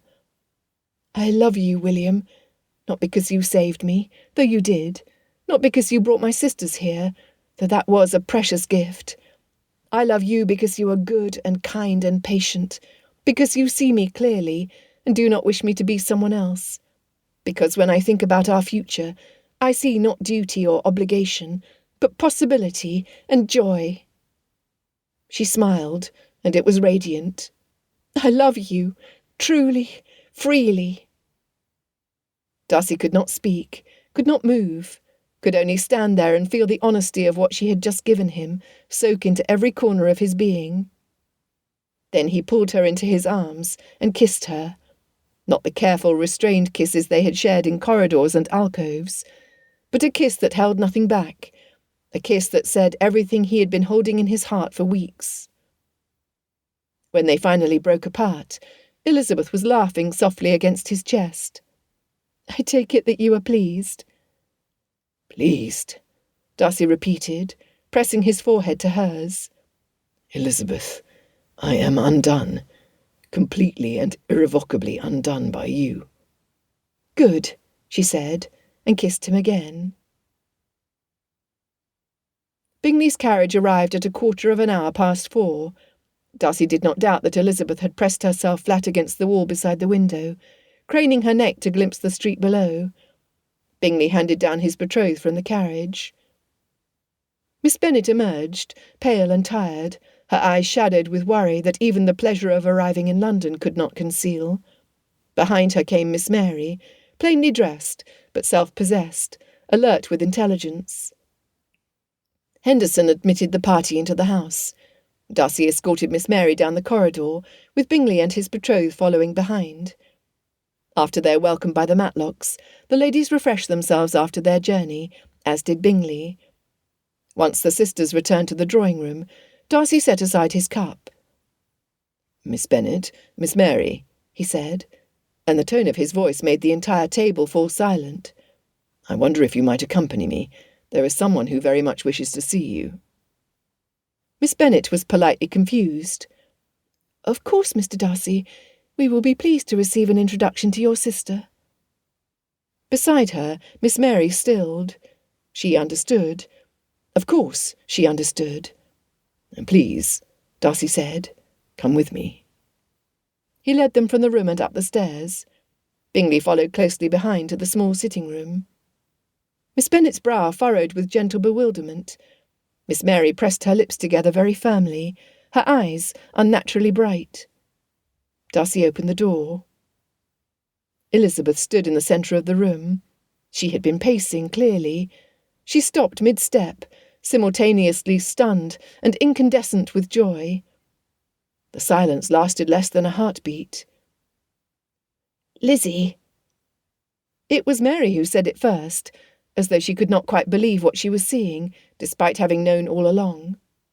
And then Miss Bennet made a sound that was not a word at all, raw and relieved, and all 3 sisters converged in a tangle of arms and tears and voices all talking at once.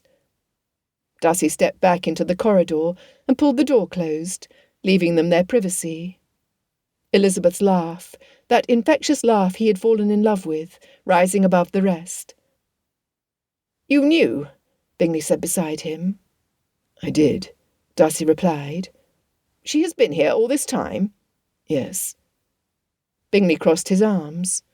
When? Since the morning after the Netherfield ball.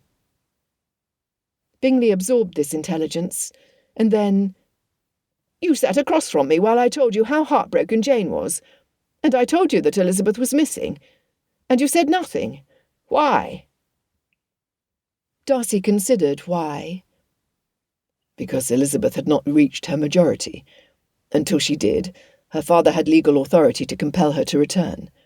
Telling you would have placed you in an impossible position, between loyalty to me and honesty with Jane. I did not think that fair to either of you. And now? Why tell me now? Because by tomorrow morning she will be of age. And because... Darcy said the rest plainly. Because we will marry tomorrow and I would like you to be there. The silence that followed was considerable. Bingley moved to the window at the end of the corridor and looked out at the darkened square below. "You planned this from the beginning," he said finally. "At Netherfield. When did you decide?" "In the library, the night of the ball. Her father told me she was to be betrothed to Collins the next morning. I followed her when I saw her distress." Darcy swallowed. "I offered her a choice. Gratefully, she took it." Bingley turned back. "And your feelings for her? This was not merely chivalry?" "I have been in love with her since Netherfield," Darcy said. "Since her sister was ill and Elizabeth came to nurse her. I fought it. I told myself every reason why a match was unsuitable. Her father told me at the ball that she was to marry Collins, and I understood then that I almost hesitated too long." He met Bingley's gaze directly. "I did not hesitate again."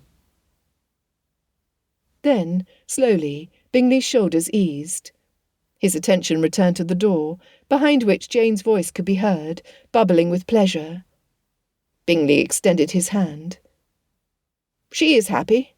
"Completely." "Then I find I cannot be cross with you." His grip was firm. "Congratulations, Darcy. I mean that sincerely. We shall be brothers. I will be at the chapel tomorrow." From behind the door came another burst of laughter, all three sisters at once, and both men stood in the corridor, listening, before Bingley smiled, and Darcy allowed himself to do the same. When Darcy and Bingley returned to the drawing-room, Colonel Fitzwilliam clapped Darcy on the shoulder. "I believe, cousin, that this may be the finest thing you have ever done." "It is certainly the most complicated," Lord Matlock observed dryly, his tone agreeable. Lady Matlock came to stand beside Darcy, and surprised him by taking his arm. "You did well," she said, while leaning against him. "Your mother would have approved." When Darcy could at last speak, he said, "Thank you, Aunt Helen." "Do not make a fuss about it." She patted his arm once, briskly, and released it. "Now, I believe we should allow those girls some time together. Henderson, I think we shall have dessert here." It was nearly 6 o'clock before Elizabeth emerged from the sitting-room, luminous with happiness. She came directly to Darcy, who waited in the corridor, and took both his hands in hers. "Jane understands," she said, her voice still unsteady. "She says—" Elizabeth stopped, pressed her lips together. "She could see how you observed me at Netherfield, even when you were pretending not to look. She was not surprised at all." "Your sister is very perceptive," Darcy said. Elizabeth laughed softly. "Mary told me that Mr. Collins has been most attentive since my departure. She made him wait until he understood the value he would be receiving, with a successful proposal. He offered this morning, and she accepted." "That is our Mary. I'm glad for her if this makes her happy." "I have no reason to question her, since I now realise she has long known what she wanted." Darcy moved closer. "And what do you want, my lovely Elizabeth?" "You. Only you." Passion flared, taking every ounce of effort for Darcy to contain himself. "Tomorrow." Elizabeth looked up at him with an awe that made his chest ache. "You planned all of this. You arranged it all so that I would not have to be married without them." "I could not give you your father's blessing, or your mother's tears, or the familiar rooms of Longbourn, but I could give you this." Elizabeth's eyes filled again. She rose on her toes and kissed him, briefly, with complete disregard for the fact that Henderson was very likely somewhere nearby. "Tomorrow," she whispered, "I am going to be insufferably happy." "I'm counting on it." The 17th of December dawned cold and bright. Darcy woke early, dressed carefully with Thornton's steadfast assistance, and stood before the mirror. He appeared, he decided, more certain, more ready. He crossed the square to Matlock House for the last time as a single man. The house was already alive with activity. Georgiana met him in the entrance hall, her eyes shining, and embraced him without a word. Colonel Fitzwilliam appeared at the top of the stairs, and gave him a nod of solemnity before ruining it with a grin. Lord Matlock signalled that the summons Darcy requested had been sent. Elizabeth woke on the morning of her wedding to see Jane sitting on the edge of her bed, watching her sleep with a look of such tender relief that Elizabeth felt tears prick at her eyes before she was fully awake. "You are still here," Elizabeth said. "I was afraid I had dreamt it." "I am still here." Jane squeezed her hand. Mary appeared from the adjoining room, carrying Elizabeth's new ivory silk gown with great care. "Annie has already pressed it, and you should see the roses. Lady Matlock sent to the hothouse first thing this morning." Annie arrived with hot water, and the three sisters fell into the leisurely routine of shared preparation, Jane arranging Elizabeth's hair. At the same time, Mary set out the accessories Lady Matlock had pressed upon Elizabeth over the previous weeks: pearl earrings, a delicate bracelet, and white gloves of the softest kid leather. They were thus occupied when a knock at the chamber door interrupted them. Jane opened it, expecting Mrs. Morrison, or perhaps Georgiana. Instead, Mrs. Madeline Gardiner stood in the doorway, her eyes moving rapidly around the room until they found Elizabeth. "Aunt Gardiner!" All three girls squealed, sounding insufferably like their mother. Elizabeth crossed the room in 3 steps. Her aunt met her halfway, embracing her until Elizabeth felt completely like herself again. "My dear girl," Mrs. Gardiner said, "you have given us the most dreadful fright." "I'm so sorry, Aunt. I could not. There was no way." "Hush!" Mrs. Gardiner held her niece's chin and examined her thoroughly. Whatever she found there satisfied her. "You look happy. Are you happy?" "Incandescently," Elizabeth said. Her aunt released a steadying breath. "Then I forgive you." She looked at the wedding gown, the roses, Jane and Mary already dressed in their best. "Lord Matlock sent Edward a most mysterious summons. We arrived with no idea why we had been called, and your Mr. Darcy explained everything. I am astonished. Your letter after the assembly said you hated him." "Oh, but I did, Aunt. However, I did not yet know him. Now that I do, there is not another man in the kingdom who would capture my heart." A knock at the door produced Mr. Gardiner himself, who looked in briefly. "I shall not intrude long," he said. "I only came to tell you, my dear Lizzie, that Mr. Darcy has done me the honour of asking me to give you away." His voice was strong, though his eyes glistened.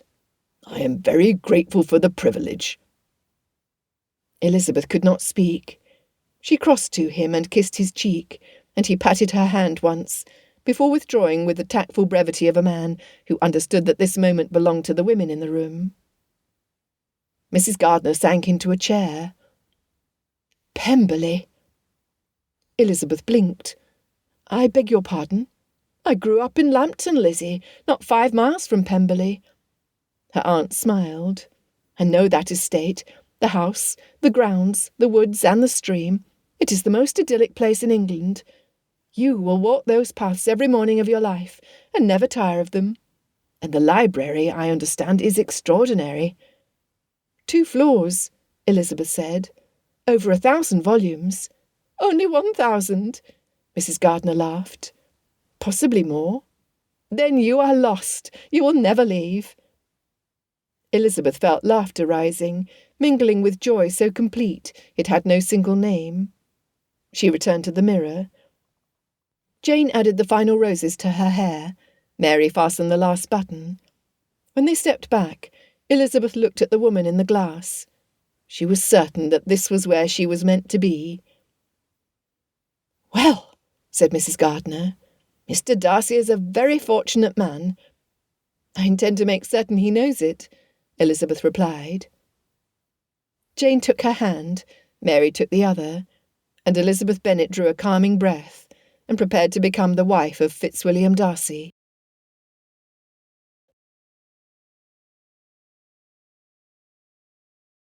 Chapter 8. The Matlock Chapel smelled of winter roses and candle wax. Behind Darcy the assembled were in their places. Lord and Lady Matlock, Georgiana, Mary, Mrs. Gardiner and Bingley. In the row behind them sat Lady Sefton, Mrs. Drummond Burrell and Lady Cooper. Richard leant toward him. Nervous? No. Richard's jaw twitched. That is either very reassuring or very alarming. Richard. Yes? Be quiet. The door at the back of the chapel opened. Elizabeth appeared on Mr. Gardiner's arm. Darcy forgot everything else. The ivory silk gown, the white roses in her dark hair, the beauty of her face and form. Her eyes found his across the length of the small chapel and stayed there. Mr. Gardiner walked her toward him with dignity. When Gardiner placed her hand in Darcy's, he wordlessly conveyed all that a guardian must. Darcy gave a slight nod, understanding completely. Elizabeth's hand was secure in his. As he looked at her, the chapel and the assembled guests, and the vicar with his open prayer book all fell away. You were late, he said for her ears alone. I am precisely on time, she replied, with that particular spark in her eyes that he intended to spend the rest of his life provoking. You were impatient. Guilty. Behind her, Jane took her place opposite Colonel Fitzwilliam. The vicar cleared his throat. The ceremony was perfect. Darcy made his vows in a voice that was composed and certain, as though he had always known these words and was only given the occasion to speak them. When Elizabeth made hers, clear and unwavering, her eyes fixed on his, he felt peace. He was aware distantly of Jane weeping softly, of Georgiana pressing her hands together, of Richard standing perfectly straight and solemn, until Bingley let out a hushed sound of mirth that cracked his composure. I pronounce that they are man and wife, the vicar said. Though not part of the ceremony, Darcy embraced his bride. She kissed him back with a surety that suggested she wanted to celebrate this moment at least as much as he.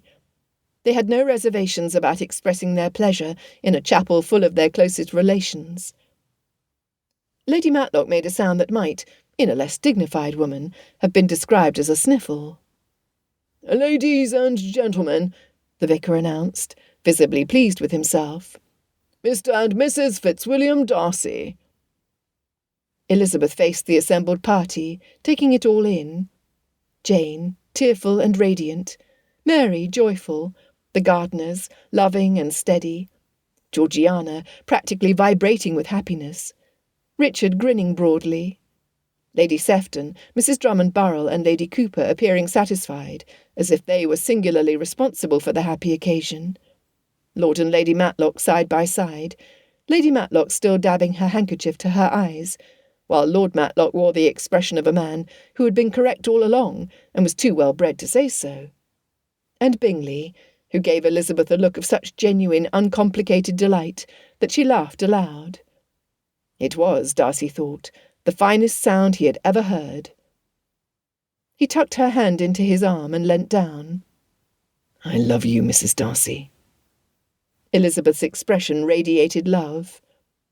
Not as much as I love you, Mr. Darcy. And they walked together out of the chapel and into their life. The day after the wedding, the announcement appeared in the Times. Married on the 17th of December at Matlock Chapel, Mr. Fitzwilliam Darcy of Pemberley, Derbyshire, to Miss Elizabeth Bennet, daughter of Mr. and Mrs. Bennet of Longbourn, Hertfordshire. In his study at Longbourn, Mr. Bennet read the notice once. Then again. Then a third time, as though repetition might somehow alter the words or soften their meaning. He set the paper down and removed his spectacles, pressing his fingers to his eyes. The fire crackled in the grate. Outside, he could hear Mrs. Bennet's voice carrying from the drawing-room, telling Lady Lucas gossip about Mary and Mr. Collins. She had declared it nearly as good as having Lizzie married to him. Nearly.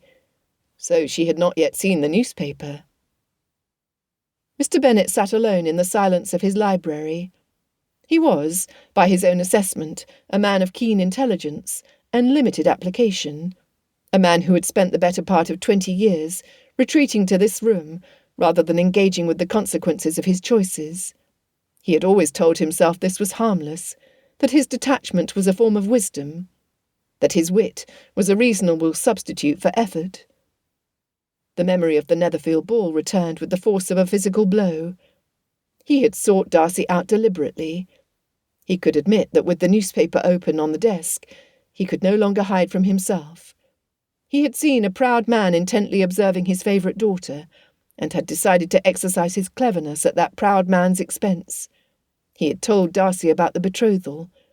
He had made his little joke, delivered his set-down, and walked away to the card-room, satisfied with himself. He handed Darcy the motive. He told the man, who Bennet now understood with painful clarity was already in love with Elizabeth, that she was being forced to marry another. And then he had retired to play cards, while his daughter's future was being decided by a man completely unrelated to him.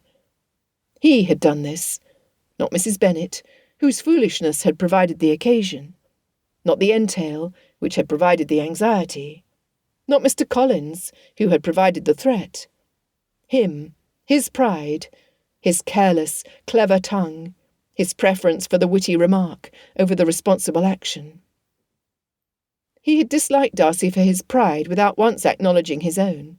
He had dismissed him as cold and arrogant, without crediting the intelligence and feeling that had apparently been there all along, waiting to be recognised. Elizabeth had seen it. Of course she had. She had always been the cleverest of them all. He picked up the newspaper again and read the notice once more. Mr. and Mrs. Fitzwilliam Darcy. He dreaded informing his wife, since she would wail her joy at having a daughter married. 10,000 a year. He set the paper down, folded his hands, and allowed himself one small genuine smile. Whatever else he had done wrong, and the list was considerable, he had produced Elizabeth.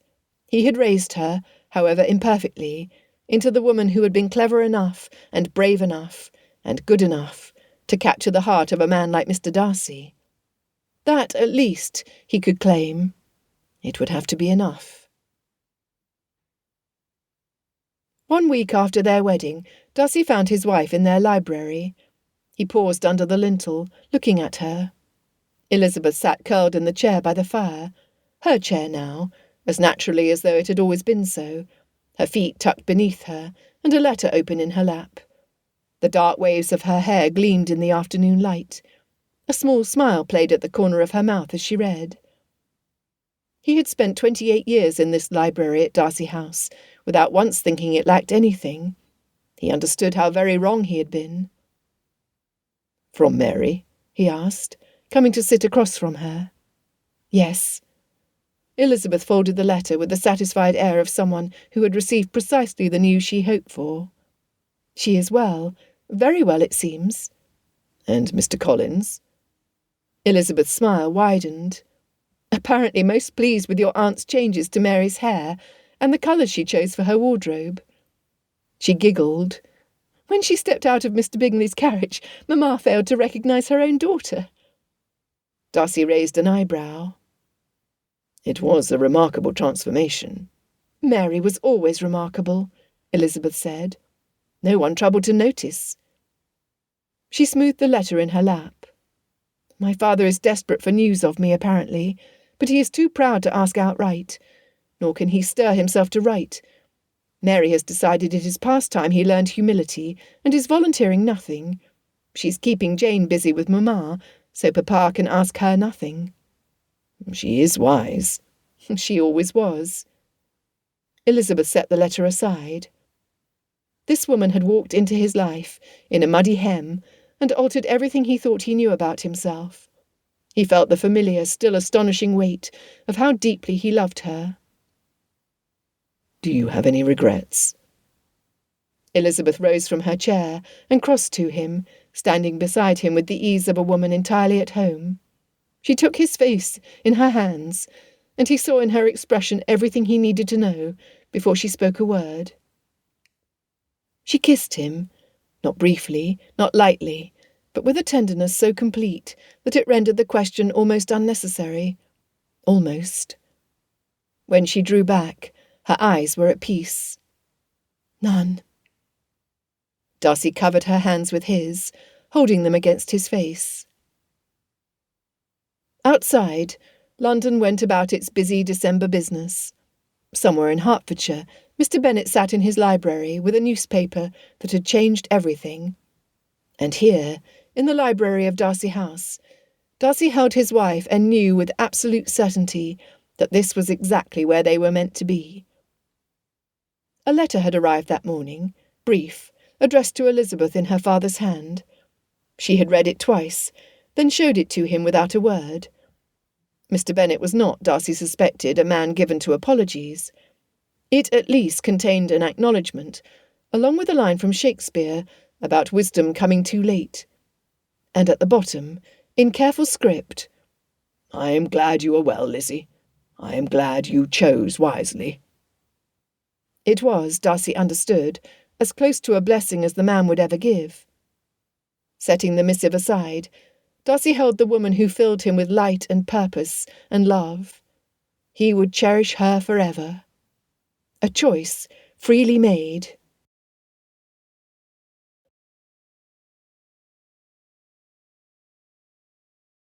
This has been A Choice Freely Made, a Pride and Prejudice novella, written by Christy Capps, narrated by Stevie Zimmerman. Copyright 2026 by Joy D. King. Production copyright by Joy D. King.